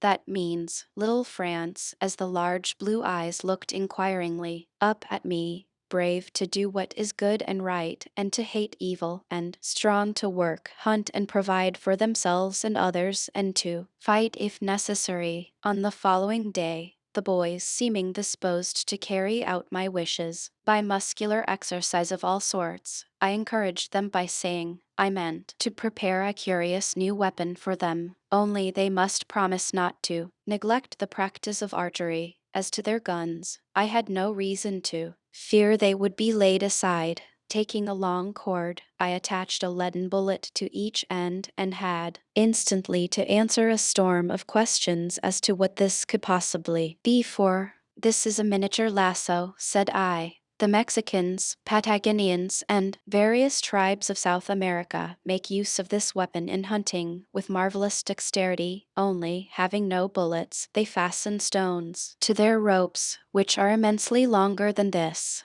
One end is swung round and round the mounted hunter's head and then cast with skill and precision towards the animal he wishes to strike, immediately drawing it back. He can repeat the blow and either kill or wound his prey. Frequently, however, the intention is to take the animal, wild horse, or buffalo, or whatever it may be, alive, and in that case, the lasso is thrown while riding in hot pursuit in such a way as to make the stone twist many times round the neck, body, or legs of the fugitive, arresting him evening in full career. Oh, father, what a splendid contrivance! Will you try it now? There is the donkey, father. Do catch the donkey. Not at all certain of my powers, I declined to practice upon a live subject, but consented to make a trial of skill by aiming at the stump of a tree at no great distance. My success surpassed my own expectations. The stump was entwined by the cord in such a way as to leave no doubt whatever as to the feasibility of the wonderful performances I described, and I was assailed by petitions from the boys, each anxious to possess a lasso of his own without a moment's delay. As the manufacture was simple, their wishes were speedily gratified, and lasso practice became the order of the day. Fritz, who was the most active and adroit, besides having, of course, the greatest muscular strength, soon became skilled in the art. That night a change came over the weather, and early next morning I perceived that a gale of wind was getting up. From the height of our trees I could see that the surface of the sea was in violent agitation. It was with no small satisfaction that I thought of our hard-won pinnace safely moored in the harbor, and recollected that there was nothing to call us to the wreck for the next few days. My attention was by no means monopolized by my sons and their amusements. The good mother had much to show me, demanding my approval, advice, or assistance, as the case may be. A good supply of wild pigeons and ortolans had been snared, partly cooked and preserved in lard. Of these she showed me her small cask, well filled. Then the nests of various pairs of tame pigeons were exhibited, but her chief care was the unpromising condition of her dear little fruit trees, for, having been forgotten, they were so dry and withered that, unless planted without further delay, she feared we should lose them. This needful work we set about, therefore, at once, proposing afterwards an excursion to the Calabash Wood in order to manufacture a large supply of vessels and utensils of all sorts and sizes. Every one was inclined for this expedition. Consequently, the planting of the orchard was carried on with surprising vigor, but was not completed until towards evening, and then all sorts of arrangements were made for an early start next day. My wife and France were to be of the party, and their equipment took some time, for we meant to make a grand family excursion attended by our domestic pets and servants. By sunrise we were all astir,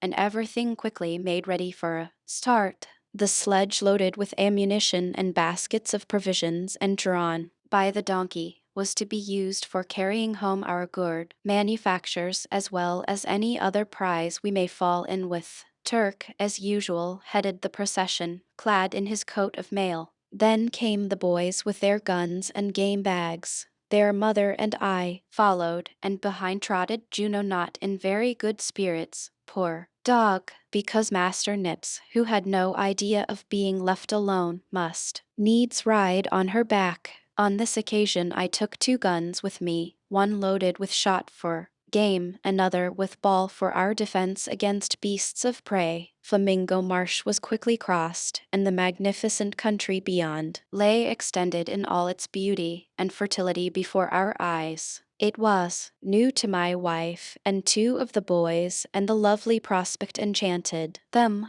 Here Fritz and Jack turned aside into the bush, where soon loud barking was followed by the quick report of a gun, and a large bird, which had risen from the thicket, fell heavily to the ground before us. Far from resigning itself, however, to death or captivity, it sprang to its feet, and, unable to fly, rushed away with extraordinary speed, hotly pursued by the excited dog, while Fritz ran panting in the same direction, and Juno, eager to join the chase, sprang aside so suddenly that her rider was flung unceremoniously on the sand as she darted to intercept the retreat of the active bird. This she cleverly accomplished, but its defense was maintained so fiercely as it struck out with its powerful legs and sharp claws that neither Fritz nor the dogs could master it. I hastened to their assistance and found Juno holding on nobly by the wing she had seized, while the bird,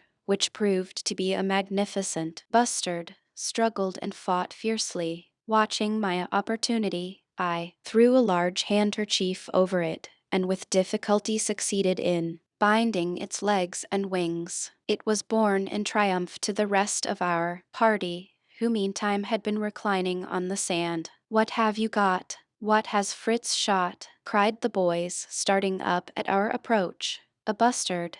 "Oh, that is splendid. To be sure, it is the one we missed that day. Don't you remember, mother?" "Ah, Hal, old fellow, you are done for this time," said Jack. "I think this is a hen bustard. It is the mother bird," said Ernest. "Ah, yes, poor thing," exclaimed my wife, in a tone of concern. "It is most likely the same, and I know she had a brood of young birds, and now they will be left unprotected and miserable. Had we not better let her go?" "Why, my dear, kind-hearted wife, that was weeks and weeks ago. Those little birds are all strong and big by this time, and I dare say Mrs. Bustard here has forgotten all about them. Besides, she is badly wounded, and we must try to cure the hurt. If we succeed, she will be a valuable addition to our poultry yard.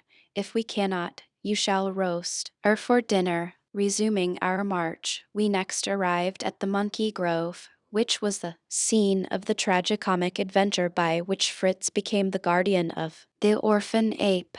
While he amused us all by a lively and graphic description of the scene, Ernest was standing apart under a splendid coconut palm, gazing in fixed admiration at the grand height of the stem and its beautiful, graceful crown of leaves. The cluster of nuts beneath these evidently added interest to the spectacle, for, drawing quietly near him, I heard a long-drawn sigh and the words, "It's awfully high. I wish one would fall down." Scarcely had he uttered these words than, as if by magic, down plumped a huge nut at his feet. The boy was quite startled and sprang aside, looking timidly upwards, when, to my surprise, down came another. "Why, this is just like the fairy tale of the wishing cap," cried Ernest. "My wish is granted as soon as formed. I suspect the fairy in this instance is more anxious to pelt us and drive us away than to bestow dainty gifts upon us," said I.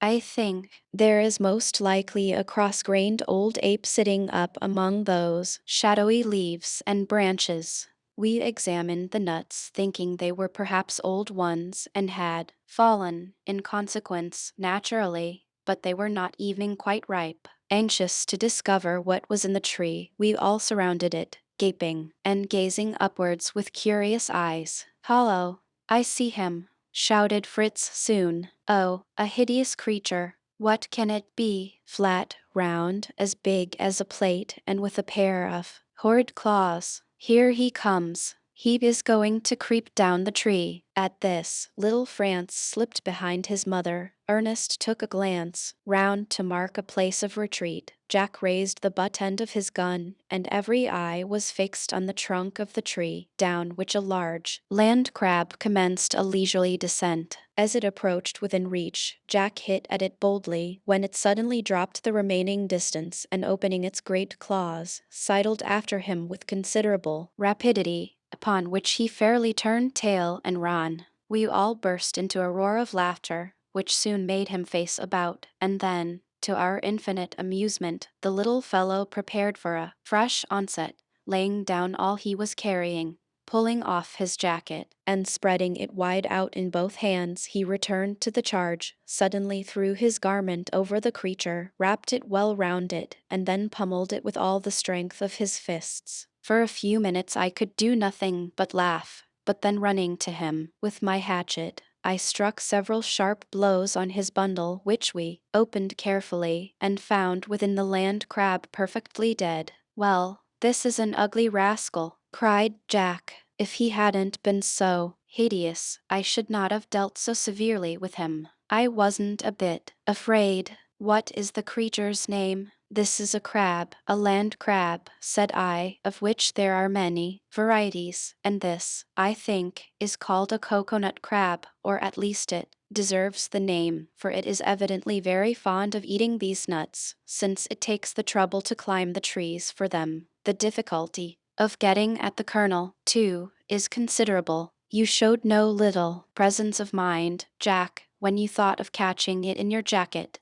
In fact, it may have been more than a match for you otherwise, for some are most determined fighters, and are very swift too. Now let us take it, as well as the nuts, to the sledge and go on our way." Progress became difficult, for we were constantly stopped in passing through the wood by having to cut away the hanging boughs and creeping plants which interlaced them. Ernest was behind and soon called me back to see what proved to be an important discovery. From the several stalks of one of these creepers flowed clear cold water, and I recognized the lion rouge, which is known in America and is so precious to the thirsty hunter or traveler. This is truly one of God's good gifts to man. The boys were much delighted with this curious plant. "Only fancy, mother," said Ernest, as he showed it to her, "how cheering and refreshing to find this if one were lost and alone in a vast forest, wandering for days and days, without being near a proper spring of water." "But are you certain it is safe to drink this?" asked she. I assured her it was so, and advised the boys to cut enough to quench the thirst of the whole party, including our animals. This they did, only finding it necessary, as with the sugar canes, to cut air holes above the joints. After struggling onward for a short time, we emerged from the thickets into open ground and saw the calabash trees in the distance. As we drew near, their curious appearance and singular fruit caused much surprise and also amusement, for we were speedily established among the trees, where, as I chose and cut down the gourds most likely to be useful, every one engaged merrily in the work of cutting, carving, sawing, and scooping some manner of dish, bowl, cup, jar, or platter, according to his several taste or ability. We were to dine here, and after a time Fritz and Jack began to prepare a fireplace, their great ambition being to heat the stones red hot and cook the crab in a hollow gourd. Their mother, therefore, left them to their own devices and attended to the hungry animals, unharnessing the ass to graze and giving cocoanut milk to the poor little monkey who had been obliged to travel in a covered basket for some time, lest he should be lost in the woods. The wounded bustard had been completely forgotten, and from heat and thirst was suffering greatly until her friendly care revived it, and it was tied to a tree and allowed to move about, its fierce spirit greatly tamed by adversity. The cooking operations came to a stand soon after the fire was lighted, for it appeared that we had no more water in the jars we had brought, so the boys proposed to go in search of a spring. I agreed to accompany them. Ernest also wished to join us, and as our intention was to examine merely the surrounding wood, I saw no objection to leaving their mother and France for a short time. Very soon after our exploration began, Ernest, who was in front, turned with a face of terror, shouting, "A wild boar! An immense wild boar! Father, do come quick!" And, sure enough, I heard a loud snorting and puffing as some large animal passed hastily through the thick underwood beyond us. "After him, lads, after him!" cried I, hurrying forwards. "Call the dogs, stand ready to fire!" And we pressed through the bushes to the spot where Ernest had seen the creature. The ground was grubbed up, and some potatoes lay about, showing that we had disturbed him at his midday meal. Ernest and Jack were more disposed to gather the roots than to follow up the chase. Fritz and I alone went after the dogs, who eagerly pushed on, and by the sounds we heard had evidently attacked the boar at no great distance. Terrific barking, snarling, and grunting guided us to the scene of action, and we beheld our mastiffs one on each side of a large respectable-looking pig holding on by the great ears, while the animal, on seeing us, appeared rather to beseech our interference than to propose to offer a desperate resistance. In a moment the truth became apparent. The captive grunter was no fierce native of the forest, but our own runaway sow. Our excitement had been wound to so high a pitch that the discovery was quite a shock,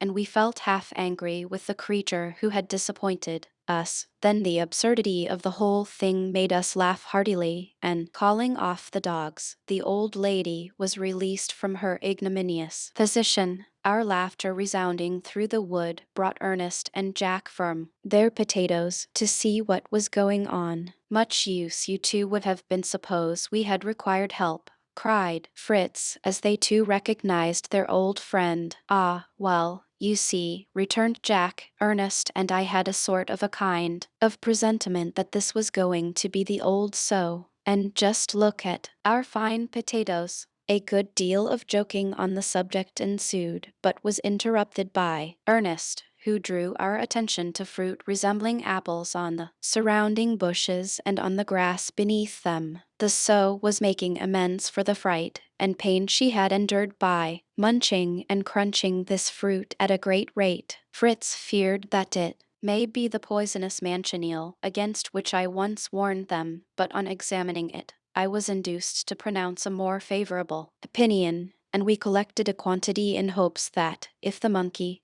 proved of it as well as the old sow, we may be able to enjoy a feast ourselves. All this time not a drop of water had we seen, and our own thirst increasing, we felt eager to procure some before returning to our resting place. Jack preceded us, and we made our way towards a high rock, which rose above the thickets, when he suddenly startled us by a loud cry of a crocodile. Father, father, a crocodile. Nonsense, boy. A crocodile of all things in this dry, parched forest, where we can't get so much as a mouthful of water. On advancing to where Jack stood, I perceived that his mistake was not so very silly after all, for I beheld an iguana, one of the largest of the lizard species, and a truly formidable-looking fellow. I was glad to assure Jack that the strange creature he had found was perfectly harmless, and that its flesh being esteemed a delicacy, it would be a valuable prize to carry back with us.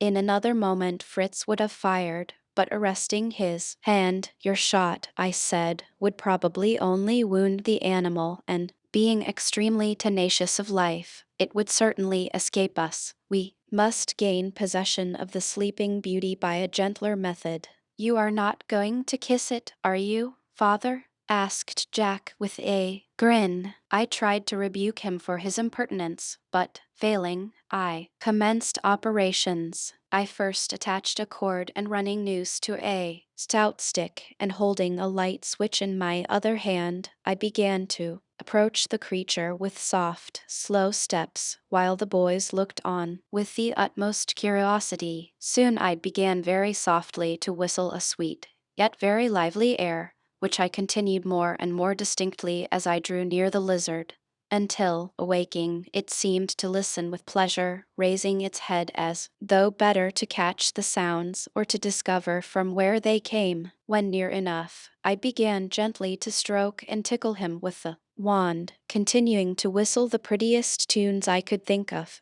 and the lizard gave signs of pleasurable contentment, stretching his limbs and moving his tail in token of enjoyment. Suddenly, availing myself of a movement of his head, I cast the noose over it, drew the cord tight, and placing my foot on the body, I was about to kill it by piercing the nostril, almost the only vulnerable part in this singular reptile, when Jack received such a slap from its tail, which it was furiously driving in all directions, as sent him rolling over like a ninepin. At the same time he opened his jaws, when the boys took fright at the row of sharp tests, and thinking that the sooner he was dead the better, were for battering him with sticks, but I assuring them my method would kill him more quickly and without pain, thrust my rod into his nostril, on which the blood flowed, and the lizard soon expired. The boys seemed to think me as wonderful a person as a snake charmer, and the success of my stratagem, as well as of the means by which the lizard was slain, called forth great admiration, since they never had heard of the animal, nor of the method of capturing it so commonly practiced in the West Indies. Now came the question of how we were to carry this unwieldy burden. I had a great dislike to killing any creature and leaving it useless behind me, so, without more ado, I fairly took it on my back and marched off with it. As we came towards the calabash wood, we could hear the voices of the deserted mother and child calling us in anxious tones, for truly our protracted absence alarmed them. We shouted joyously in reply, and our appearance as we issued from the woods afforded them welcome relief from their fears, although the dreadful creature on my back startled them not a little. There was so much to tell, so much to be seen, that for a time hunger and thirst were forgotten, and no one thought evening of the water we had vainly gone in search of, until Master Nips, having slyly possessed himself of some of our new-found apples, was discovered munching away, and enjoying them amazingly, which instantly gave the boys a strong wish to eat some also, and as the bustard likewise pecked at them without hesitation, I felt sure there could be no danger, and on tasting them, I concluded it was the fruit of the guava, a West Indian plant, which we were delighted to have. Although refreshing, this fruit rather sharpened than appeased our appetites, and we were glad to eat the provisions we had brought from home without waiting to cook anything as we had originally intended. It was, in fact, high time to move homewards, and we thought it best not to encumber ourselves with the sledge and the greater part of its load, but to leave it until the next day. The ass was laden with the iguana and the bustard, and little Franz, tired as he was, looked in vain for a spare seat on its back. Our road home lay through a majestic forest of oak trees, beneath which lay numberless acorns, some of which we gathered as we went along, and at length, before night closed in, we all reached Falconhurst in safety.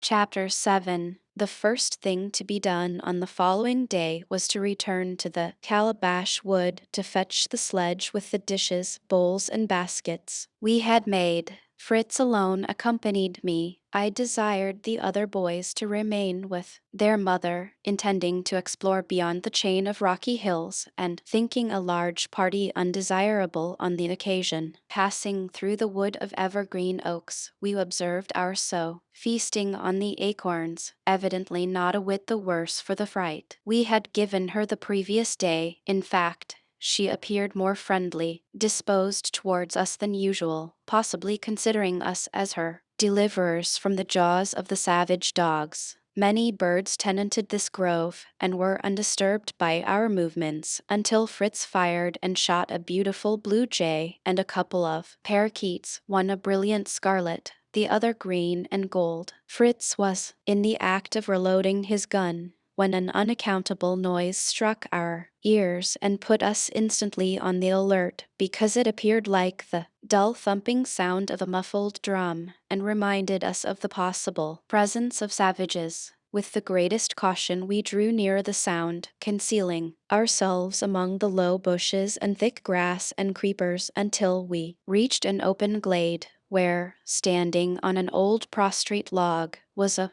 beautiful bird about the size of a cock, of a rich chestnut brown color, finely mottled with dark brown and gray. On the shoulders were curious tufts of velvety black feathers, glossed with green. He was ruffling his wings, erecting his tail and neck feathers, strutting and wheeling about in a most strange and stately fashion. After maneuvering for some time in this manner, greatly to the edification of a party of birds resembling him but without any ruff, who, assembled round the stump, were enjoying his performances, he spread out his tail like a fan, stiffened his wings, and began to strike with them in short, rapid beats, faster and faster, until a rumbling sound like very distant thunder was produced, and the whirring wings enveloped him as in a cloud. This was the drumming noise which had alarmed us, increased, as I imagine, by the wing strokes falling at times on the decayed and hollow stump on which the curious pantomime was acted. I was watching it with the utmost interest, when a shot from behind me was fired, and in a moment the play was at an end. My over-hasty son had changed the pretty comedy into a sad and needless tragedy. The enthusiastic drummer fell dead from his perch, and the crowd of admiring companions fled in dismay. The cruel interruption of a scene so rare and remarkable annoyed me extremely, and I blamed Fritz for firing without my leave. I felt sure the bird was the ruffed grouse, and a very fine specimen. We placed it on the ass, which was patiently awaiting our return, and went on our way. The sledge was quite safe where we had left it. It was early in the day, and I resolved to explore, as I had intended, the line of cliff and rocky hills, which, at more or less distance from the seashore, extended the whole length of coast known or visible to us. I desired to discover an opening, if any existed, by which to penetrate the interior of the country, or to ascertain positively that we were walled in and isolated on this portion of the coast. Leaving Calabash Wood behind us, we advanced over ground covered with manioc, potatoes, and many plants unknown to us. Pleasant streamlets watered the fruitful soil, and the view on all sides was open and agreeable. Some bushes attracted my notice, loaded with small white berries of peculiar appearance like wax, and very sticky when plucked. I recognized in this a plant called by botanists Myricaceraphora, and with much pleasure explained to Fritz that, by melting and straining these berries, we may easily succeed in making candles and afford very great satisfaction to his mother, who did not at all approve of having to lay her work aside and retire to rest the moment the sun set. The greenish wax to be obtained would be more brittle than beeswax, but it would burn very fairly and diffuse an agreeable perfume. Having the ass with us, we lost no time in gathering berries enough to fill one of the large canvas bags he carried,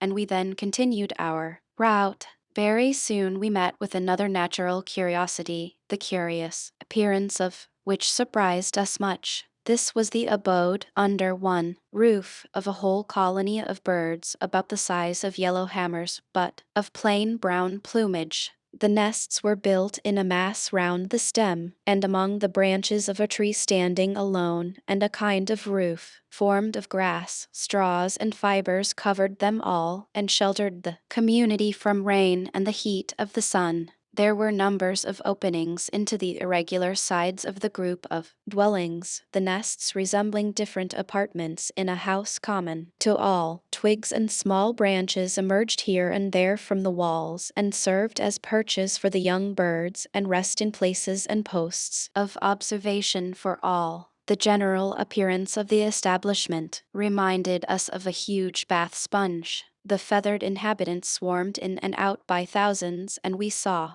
among them many beautiful little parrots, who seemed in many instances to contest possession of the nest with the lawful owners. Fritz, being an expert climber and exceedingly anxious to examine the nests more closely, ascended the tree, hoping to obtain one or two young birds if any were hatched. He put his hand into several holes, which were empty, but at last his intended theft and robbery met with repulse and chastisement he little expected, for, reaching far back into a nest, his finger was seized and sharply bitten by a very strong beak, so that with a cry he withdrew his hand and shook it vigorously to lessen the pain. Recovering from the surprise, he again and more resolutely seized the unkind bird, and, despite its shrieks and screams, drew it from its retreat, crammed it into his pocket, buttoned up his coat, and slid quickly to the ground, pursued by numbers of the captive's relations, who darted from the other holes and flew round the robber, screeching and pecking at him in a rage. Fritz's prize was not one of the real owners of the nests, which were those of the sociable grosbeak, but a very pretty, small, green parrot,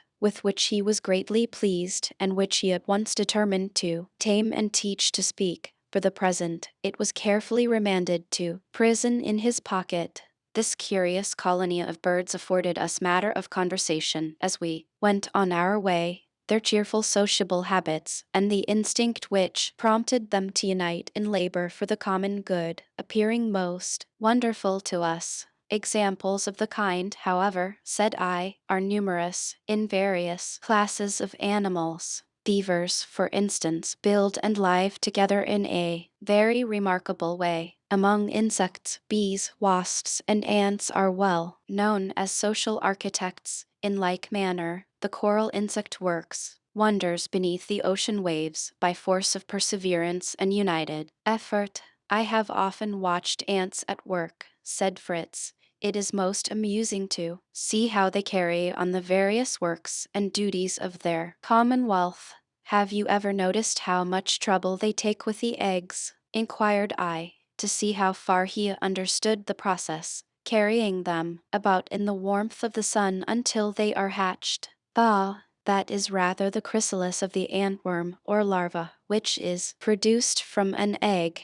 I know they are called ants' eggs, but strictly speaking, that is incorrect. You are perfectly right, my boy. Well, if you have taken so much interest in watching the little ants of your native country, how delighted and astonished you would be to see the wonders performed by the vast tribes of large ants in foreign lands. Some of these build heaps or nests 4 or 6 feet high and proportionately broad, which are so strong and firm that they defy equally sunshine and rain. They are, within, divided into regular streets, galleries, vaults, and nurseries. So firmly are these mounds built that with interior alterations a deserted one may be used for a baking oven. The ant, although respected since the days of King Solomon as a model of industry, is not in itself an attractive insect. It exudes a sticky moisture, its smell is unpleasant, and it destroys and devours whatever eatable comes in its way. Although in our own country it does little harm, the large ants of foreign lands are most destructive and troublesome, it being very difficult to check their depredations. Fortunately, they have enemies by whose exertions their numbers are kept down. Birds, other insects, and even 4-footed beasts prey upon them. Chief among the latter is the anteater, or tamanoir, of South America, a large creature 6 or 7 feet in length, covered with long coarse hair, drooping like a heavy plume over the hind quarters.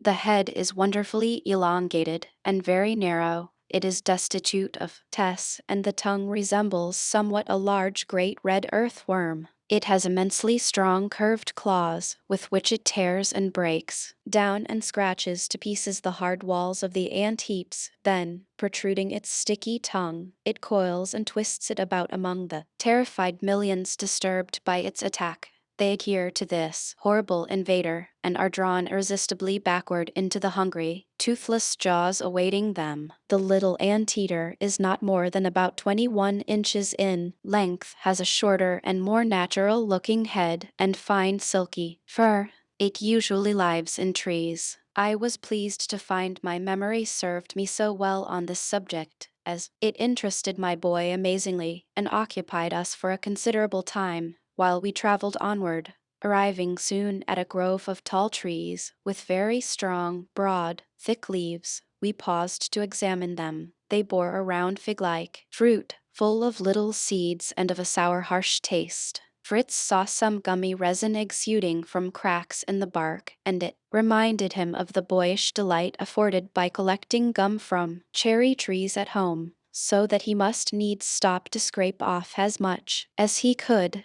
He rejoined me soon, attempting to soften what he had collected in his hands, but finding it would not work like gum, he was about to fling it away, when he suddenly found that he could stretch it and that it sprang back to its original size. "Oh, father, only look, this gum is quite elastic. Can it possibly be India rubber?" "What?" cried I. "Let me see it. A valuable discovery, that would be, truly, and I do believe you are perfectly right." "Why would it be so very valuable, father?" inquired Fritz. "I have only seen it used for rubbing out pencil marks." "India rubber," I replied, or, more properly, caoutchouc, is a milky, resinous juice which flows from certain trees in considerable quantities when the stem is purposely tapped.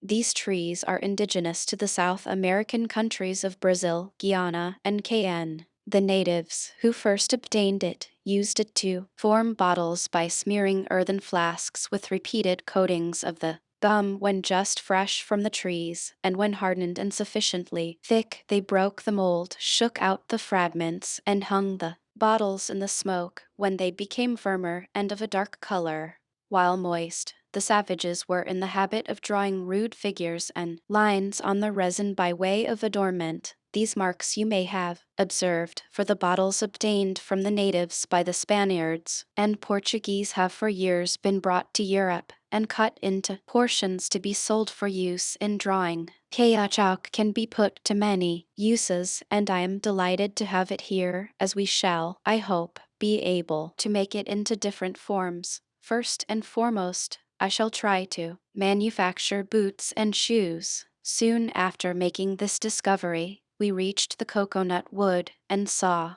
the bay extending before us, and the great promontory we called Cape Disappointment. which hitherto had always bounded our excursions. In passing through the wood, I remarked a smaller sort of palm, which, among its grand companions, I had not previously noticed. One of these had been broken by the wind, and I saw that the pith had a peculiar, mealy appearance, and I felt convinced that this was the world-renowned sago palm. In the pith I saw some fat worms or maggots, and suddenly recollected that I had heard of them before as feeding on the sago, and that in the West Indies they are eaten as a delicacy. I felt inclined to try what they tasted like, so at once kindling a fire and placing some half-dozen, sprinkled with salt, on a little wooden spit, I set them to roast. Very soon rich fat began to drop from them, and they smelt so temptingly good that all repugnance to the idea of eating worms vanished, and putting one like a pat of butter on a baked potato, I boldly swallowed it and liked it so much that several others followed. In the same way, Fritz also summoned courage to partake of this novel food, which was a savory addition to our dinner of baked potatoes. Being once more ready to start, we found so dense a thicket in the direct route that we turned aside without attempting to penetrate it, and made our way towards the sugar brake near Cape Disappointment. This we could not pass without cutting a handsome bundle of sugar canes, and the donkey carried that, in addition to the bag of wax berries. In time we reached the sledge in Calabash Wood. The ass was unloaded, everything placed on the sledge, and our patient beast began calmly and readily to drag the burden he had hitherto borne on his back. No further adventure befell us, and we arrived in the evening at Falconhurst, where our welcome was as warm as usual. All we had to tell, listened to with the greatest interest, all we had to show most eagerly examined the pretty green parakeet, enchanting the boys most particularly. An excellent supper was ready for us, and with thankful hearts we enjoyed it together. Then, ascending to our tree castle and drawing up the ladder after us, we betook ourselves to the repose well earned and greatly needed after this fatiguing day. The idea of candle making seemed to have taken the fancy of all the boys, and next morning they woke, one after the other, with the word candle on their lips. When they were thoroughly roused, they continued to talk candles all breakfast time. Candles were the subject of conversation, and after breakfast they would hear of nothing else but setting to work at once and making candles. So be it, said I, let us become chandlers. I spoke confidently, but, to tell the truth, I had in my own mind certain misgivings as to the result of our experiment. In the first place, I knew that we lacked a very important ingredient, animal fat, which is necessary to make candles burn for any length of time with brilliancy. Besides this, I rather doubted how far my memory would recall the various operations necessary in the manufacture. Of all this, however, I said nothing, and the boys, under my direction, were soon at work. We first picked off the berries and threw them into a large shallow iron vessel placed on the fire. The green sweet-scented wax was rapidly melted, rising to the surface of the juice yielded by the berries. This we skimmed off and placed in a separate pot by the fire, ready for use, repeating the operation several times until we had collected sufficient liquid wax for our purpose.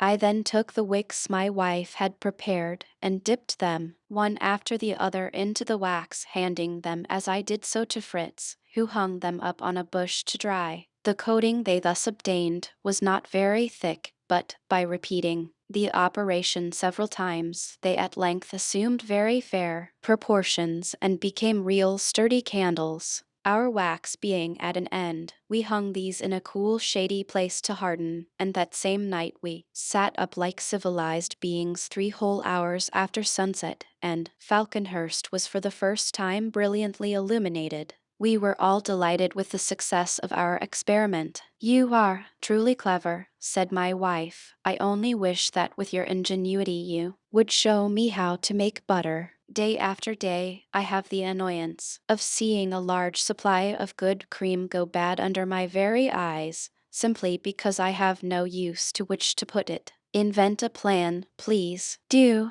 I think that perhaps I can help you, I replied after a little consideration. Not that I can claim the honor of the invention of my plan, that is due to the Hottentots. I will see what I can do. Jack, bring me one of our gourd bottles. I took the gourd, one of those I had previously prepared, with a small hole at one end and well hollowed out and cleaned. This I partially filled with cream and then corked up the hole tightly. Here, boys, said I, you can continue the operation while I turn carpenter and make a cart to take the place of our sledge. I gave them their directions and then set about my own work. They fixed 4 posts in the ground and to them fastened a square piece of sailcloth by 4 cords attached to the corners. In this cradle they placed the gourd of cream, and each taking a side rolled it backwards and forwards continuously for half an hour. Now, I cried,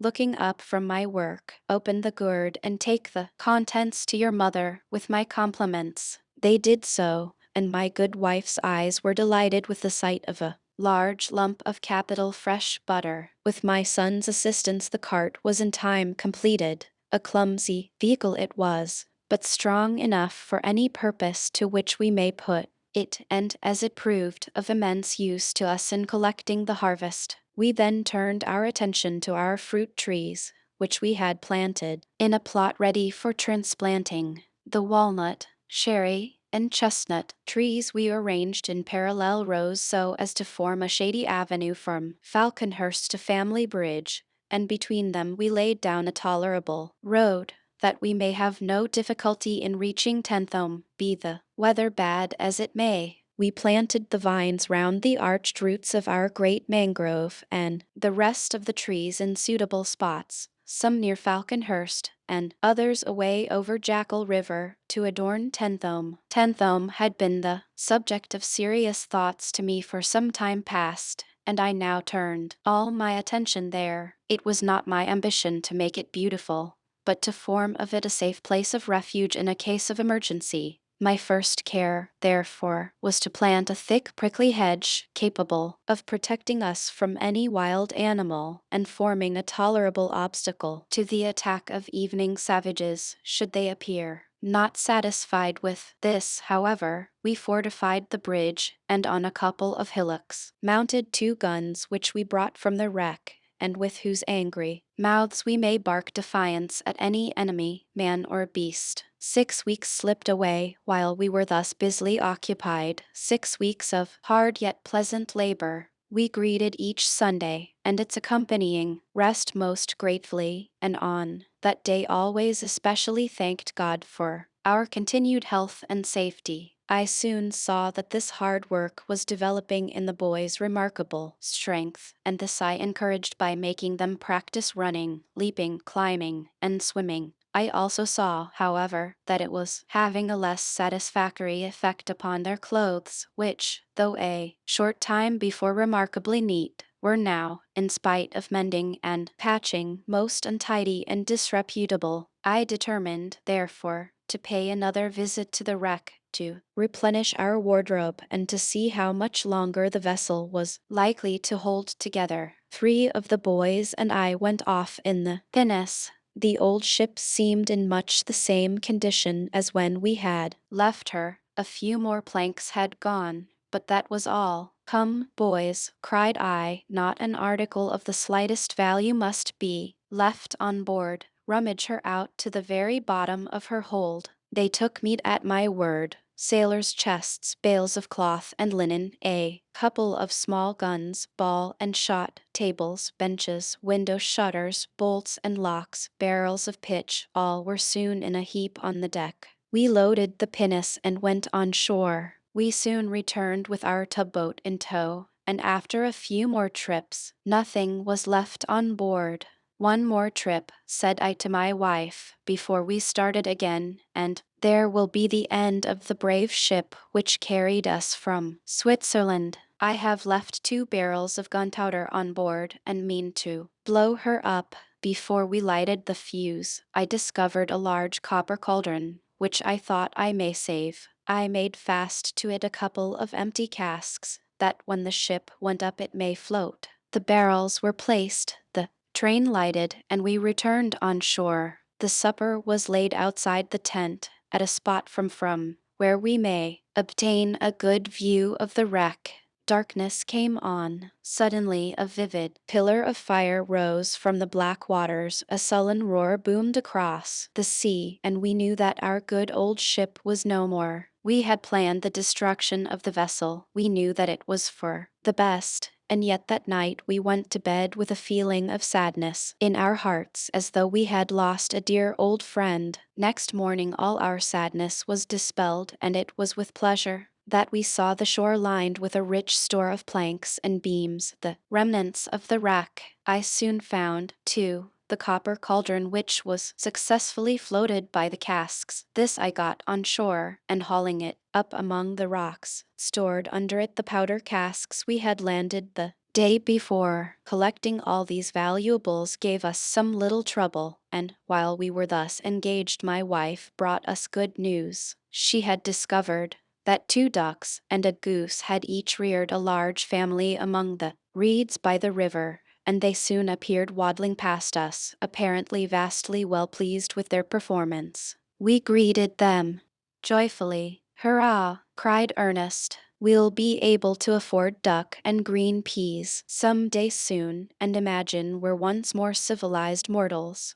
The sight of these birds reminded me of our family at Falconhurst, and I announced my intention of paying them a visit. Everyone was delighted, and everyone would come with me. As we approached Falconhurst, I noticed that several young trees in our avenue were considerably bent by the wind, and this resolved me to make an expedition next day to cut bamboos for their support. As Fritz was the only one besides myself who had visited Cape Disappointment and the surrounding country, my wife and the younger boys begged hard to be allowed to accompany me. I consented, and next morning we started, bringing with us the cart drawn by the cow and ass, and laden with everything necessary for an expedition of several days, a tent, provisions, a large supply of ammunition, and all sorts of implements and utensils, for I intended to make a great collection of fruits and the produce of different trees. It was a lovely morning, and passing gaily through the plantations of potatoes, manioc, and cassavas, we came to the nests of the sociable grosbeak, the sight of which charmed the children immensely. We reached the wax trees, and there I called a halt, for I wished to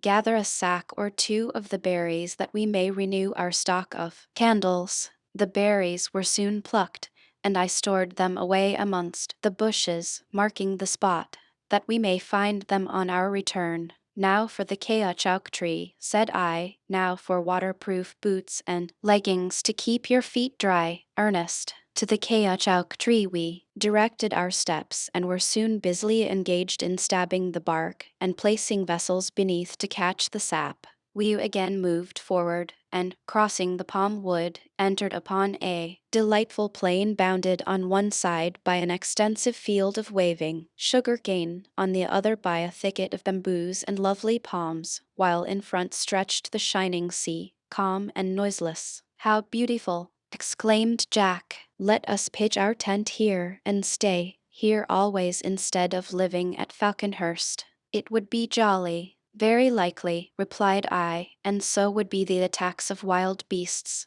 Imagine a great tiger lying in wait in the thicket over there, and pouncing out on us at night. No, no, thank you. I much prefer our nest in the tree, or our impregnable position at Tentham. We must make this our headquarters for the present, however, for, though perhaps dangerous, it is the most convenient spot we shall find. Call a halt and pitch the tent." Our beasts were quickly unyoked, the tent arranged, a large fire lit, supper prepared, and we dispersed in various directions, some to cut bamboos and some to collect sugar-cane. We then returned, and as supper was still not quite ready and the boys were hungry, they decided to obtain some coconuts. This time, however, no assistance was to be had from either monkeys or land crabs, and they gazed up with longing eyes at the fruit above them. "We can climb," said Fritz, "up with you, boys." Jack and he each rushed at one of the smooth, slippery trunks. Right vigorously they struggled upwards, but to no purpose. Before they had accomplished 1/4 of the distance, they found themselves slipping rapidly to the ground.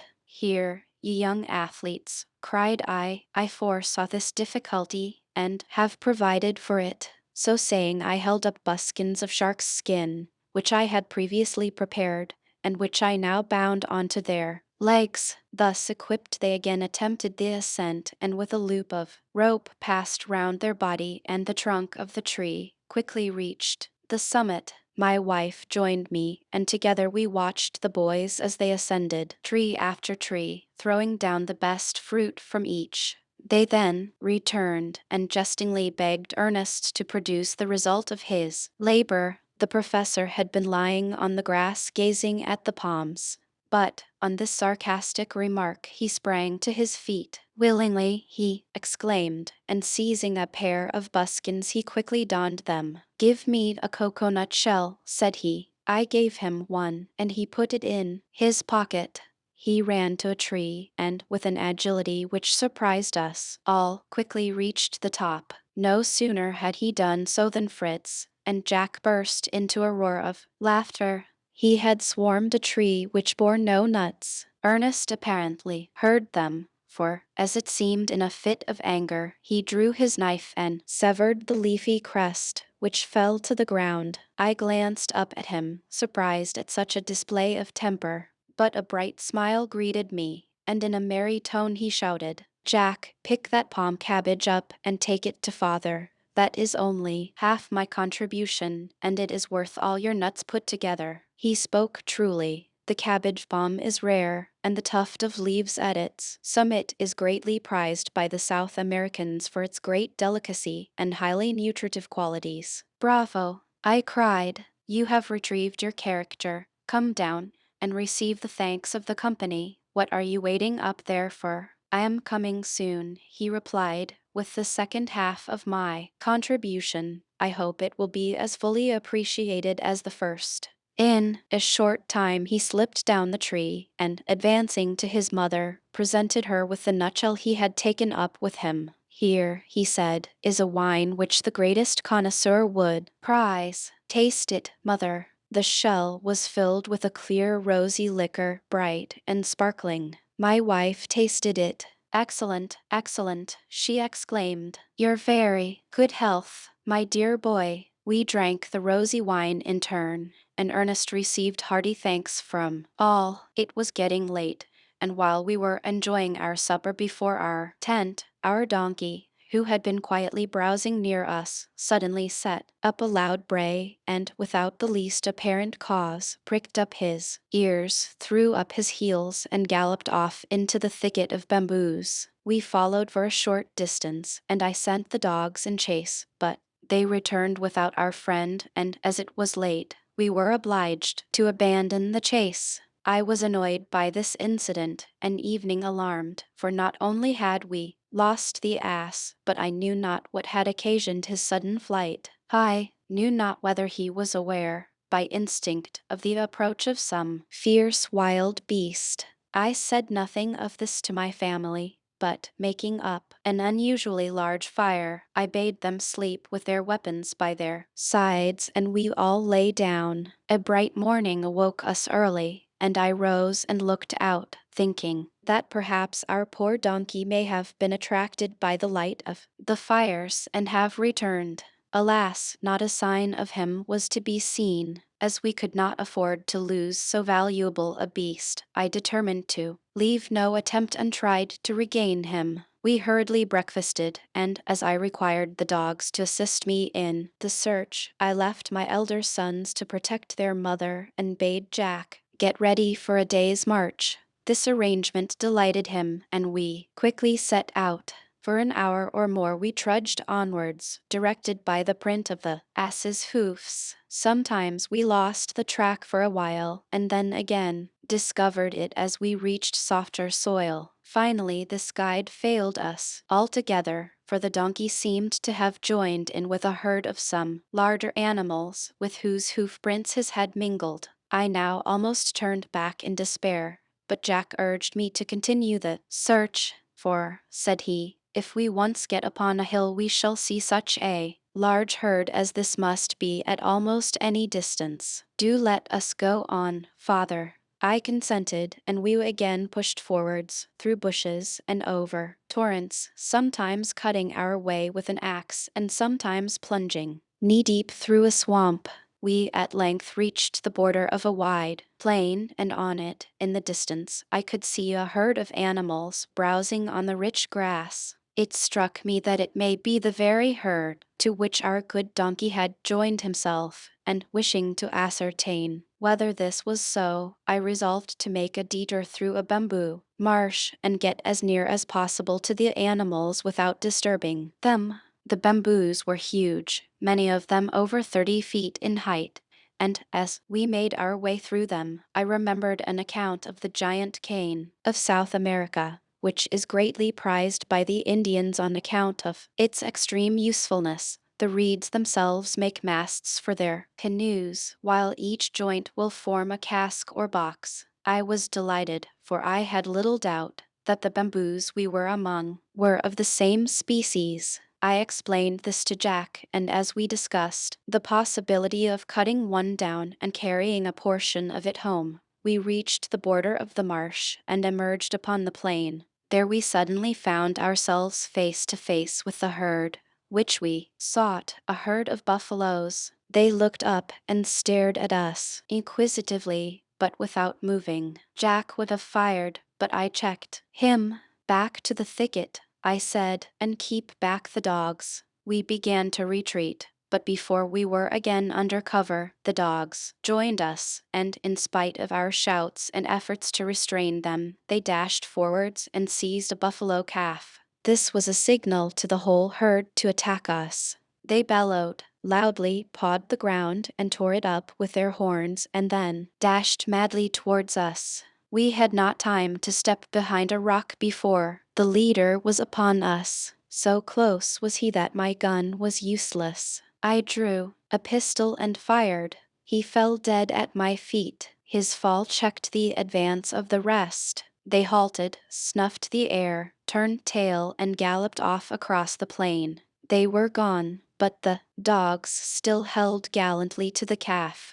They dragged and tussled with him, but with their utmost efforts could not bring him to the ground. How to assist them without shooting the poor beast, I knew not, and this I was unwilling to do, for I hoped that, if we could but capture him alive, we may in time manage to tame him and use him as a beast of burden. Jack's clever little head, however, suddenly devised a plan for their aid, and with his usual promptitude he at once put it into execution. He unwound the lasso, which was coiled round his body, and as the young bull flung up his heels, he cast it and caught him by his hind legs. The noose drew tight, and in a twinkling the beast was upon the ground. We fastened the other end of the cord round a stout bamboo, called off the dogs, and the animal was at our mercy. Now we have got him, said Jack, as he looked at the poor beast lying panting on the ground. What are we to do with him? I will show you, said I. Help me to fasten his forelegs together, and you shall see the next operation. The bull, thus secured, could not move, and while Jack held his head I drew my knife and pierced the cartilage of his nose, and when the blood flowed less freely, passed a stout cord through the hole. I felt some repugnance at thus paining the animal, but it was a case of necessity, and I could not hesitate. We united the ends of the cord, freed the animal, set him upon his legs, and subdued and overawed he followed us, without resistance. I now turned my attention to the dead buffalo, but as I could not then skin it, I contented myself with cutting off the most delicate parts, its tongue, and a couple of steaks, and packing them in salt in my wallet, abandoned the rest to the dogs. They fell upon it greedily, and we retired under the shade to enjoy a meal after our hard work. The dogs, however, were not to have undisputed possession of the carcass. Vultures, crows, and other birds of prey, with that marvelous instinct which always leads them to a dead body, quickly filled the air and, with discordant cries, swooped down upon the buffalo. An amusing contest ensued. The dogs again and again drove off the intruders, and they, as often, returned reinforced by others who swarmed to the spot. Jack, with his usual impetuosity, wished to send a shot in amongst the robber band, but I prevented him, for I knew that the bird or two he may kill would be of no use to us, while his shot would not drive away the rest. Evening had we wished it. Both we and the dogs were at length satisfied, and as it was getting late, I determined to give up for the present the search for the ass and to return to our camp. We again made our way through the bamboos, but before we left the thicket, I cut down one of the smallest of the reeds, the largest of whose joints would form capital little barrels, while those near the tapering top would serve as molds for our next batch of candles. The buffalo, with a dog on either side and the rope through his nose, was following us passively, and we soon induced him to submit to a package of our goods laid upon his back. We pushed rapidly forward, Jack eager to display our latest acquisition. As we repassed the rocky bed of a stream we had crossed in the morning, Juno dashed ahead and was about to rush into a cleft between the rocks when the appearance of a large jackal suddenly checked her further progress. Both dogs instantly flew at the animal, and though she fought desperately, quickly overpowered and throttled her. From the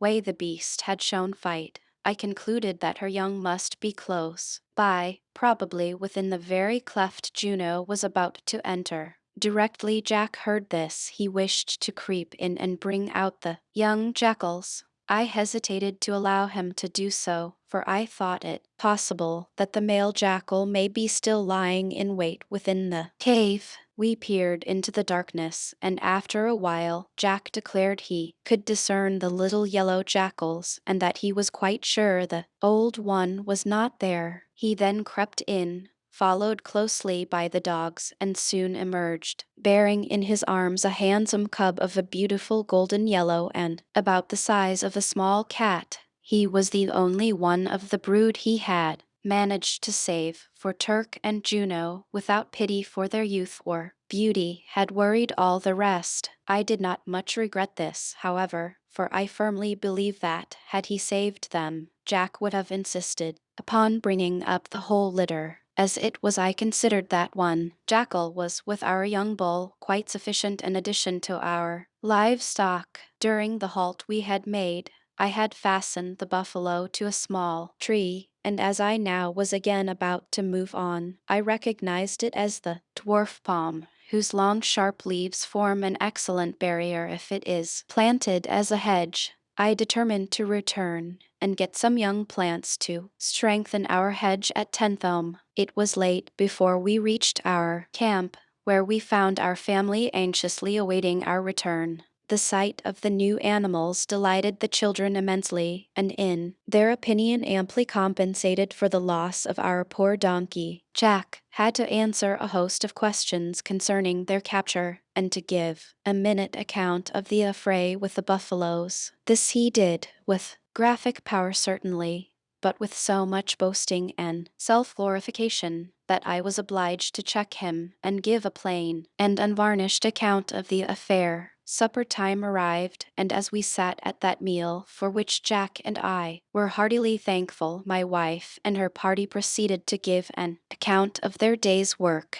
Ernest had discovered a sago palm, and had, after much labor, contrived to fell it. Franz and his mother had collected dry wood, of which a huge heap now stood before the tent sufficient to keep up a fire all the rest of the time we should stay on the spot. Fritz had gone off shooting and had secured a good bag.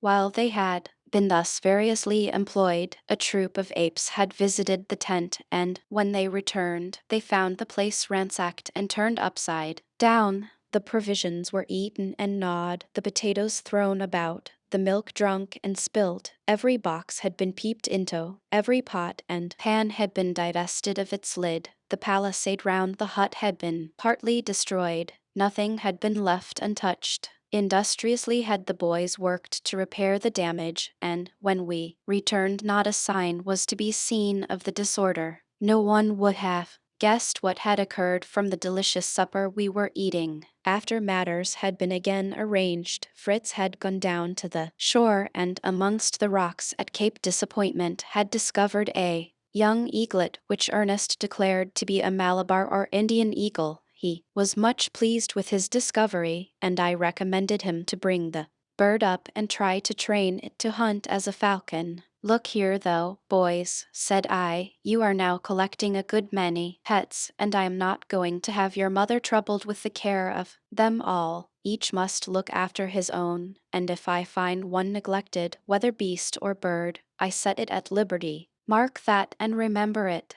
My wife looked greatly relieved at this announcement, and the boys promised to obey my directions. Before we retired for the night, I prepared the buffalo meat I had brought. I lit a large fire of green wood, and in the smoke of this thoroughly dried both the tongue and steaks. We then properly secured all the animals. Jack took his little pet in his arms, and we lay down and were soon fast asleep. At daybreak we were on foot, and began to prepare for a return to Falconhurst. You are not going to despise my sago, I hope, said Ernest. You have no idea what a trouble it was to cut it down, and I have been thinking, too, that if we could but split the tree, we may make a couple of long, useful troughs which may, I think, be made to carry water from Jackal River to Tenthome. Is my plan worth consideration? Truly it is, I replied, and at all events we must not abandon such a valuable prize as a sago palm.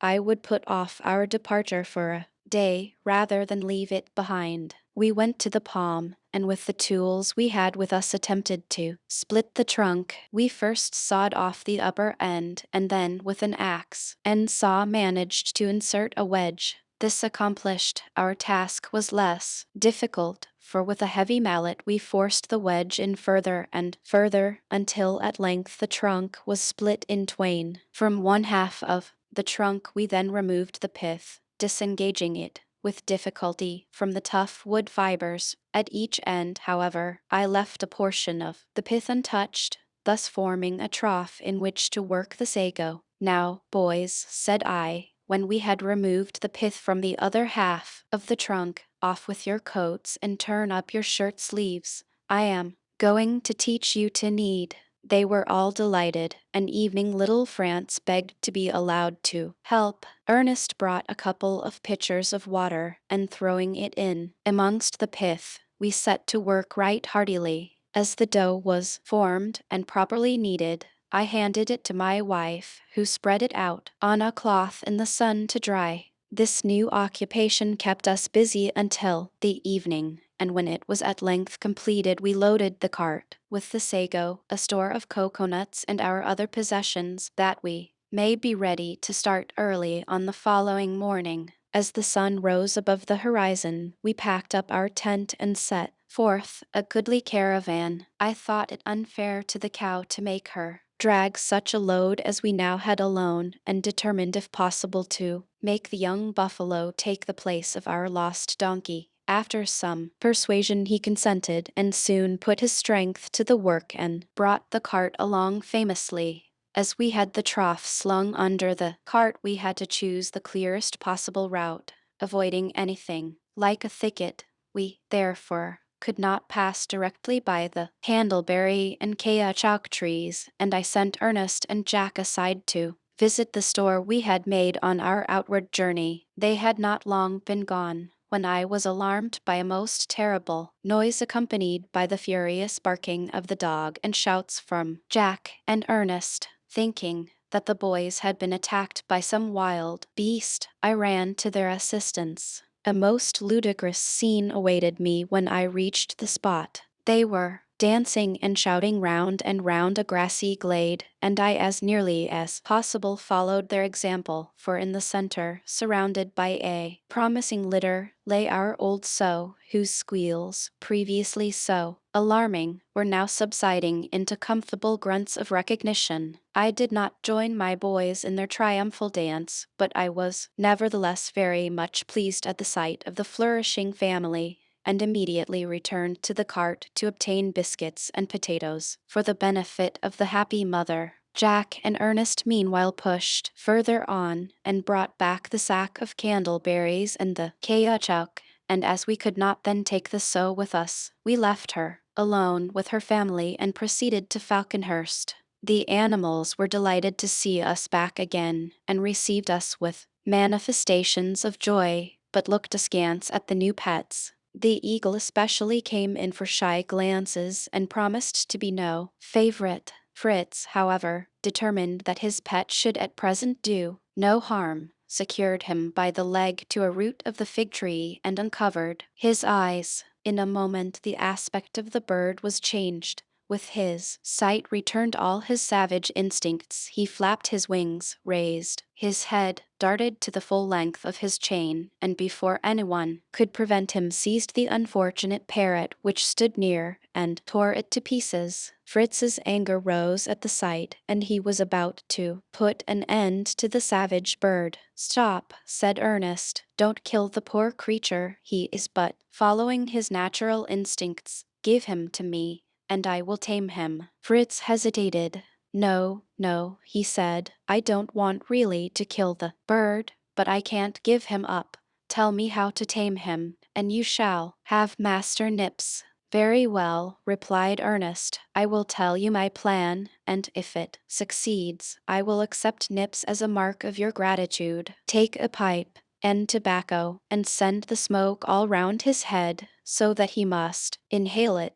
By degrees he will become stupefied, and his savage nature from that moment subdued." Fritz was rather inclined to ridicule the plan, but knowing that Ernest generally had a good reason for anything of the sort that he proposed, he consented to make the attempt. He soon seated himself beneath the bird, who still struggled furiously, and puffed cloud after cloud upwards, and as each cloud circled round the eagle's head he became quieter and quieter, until he sat quite still, gazing stupidly at the young smoker.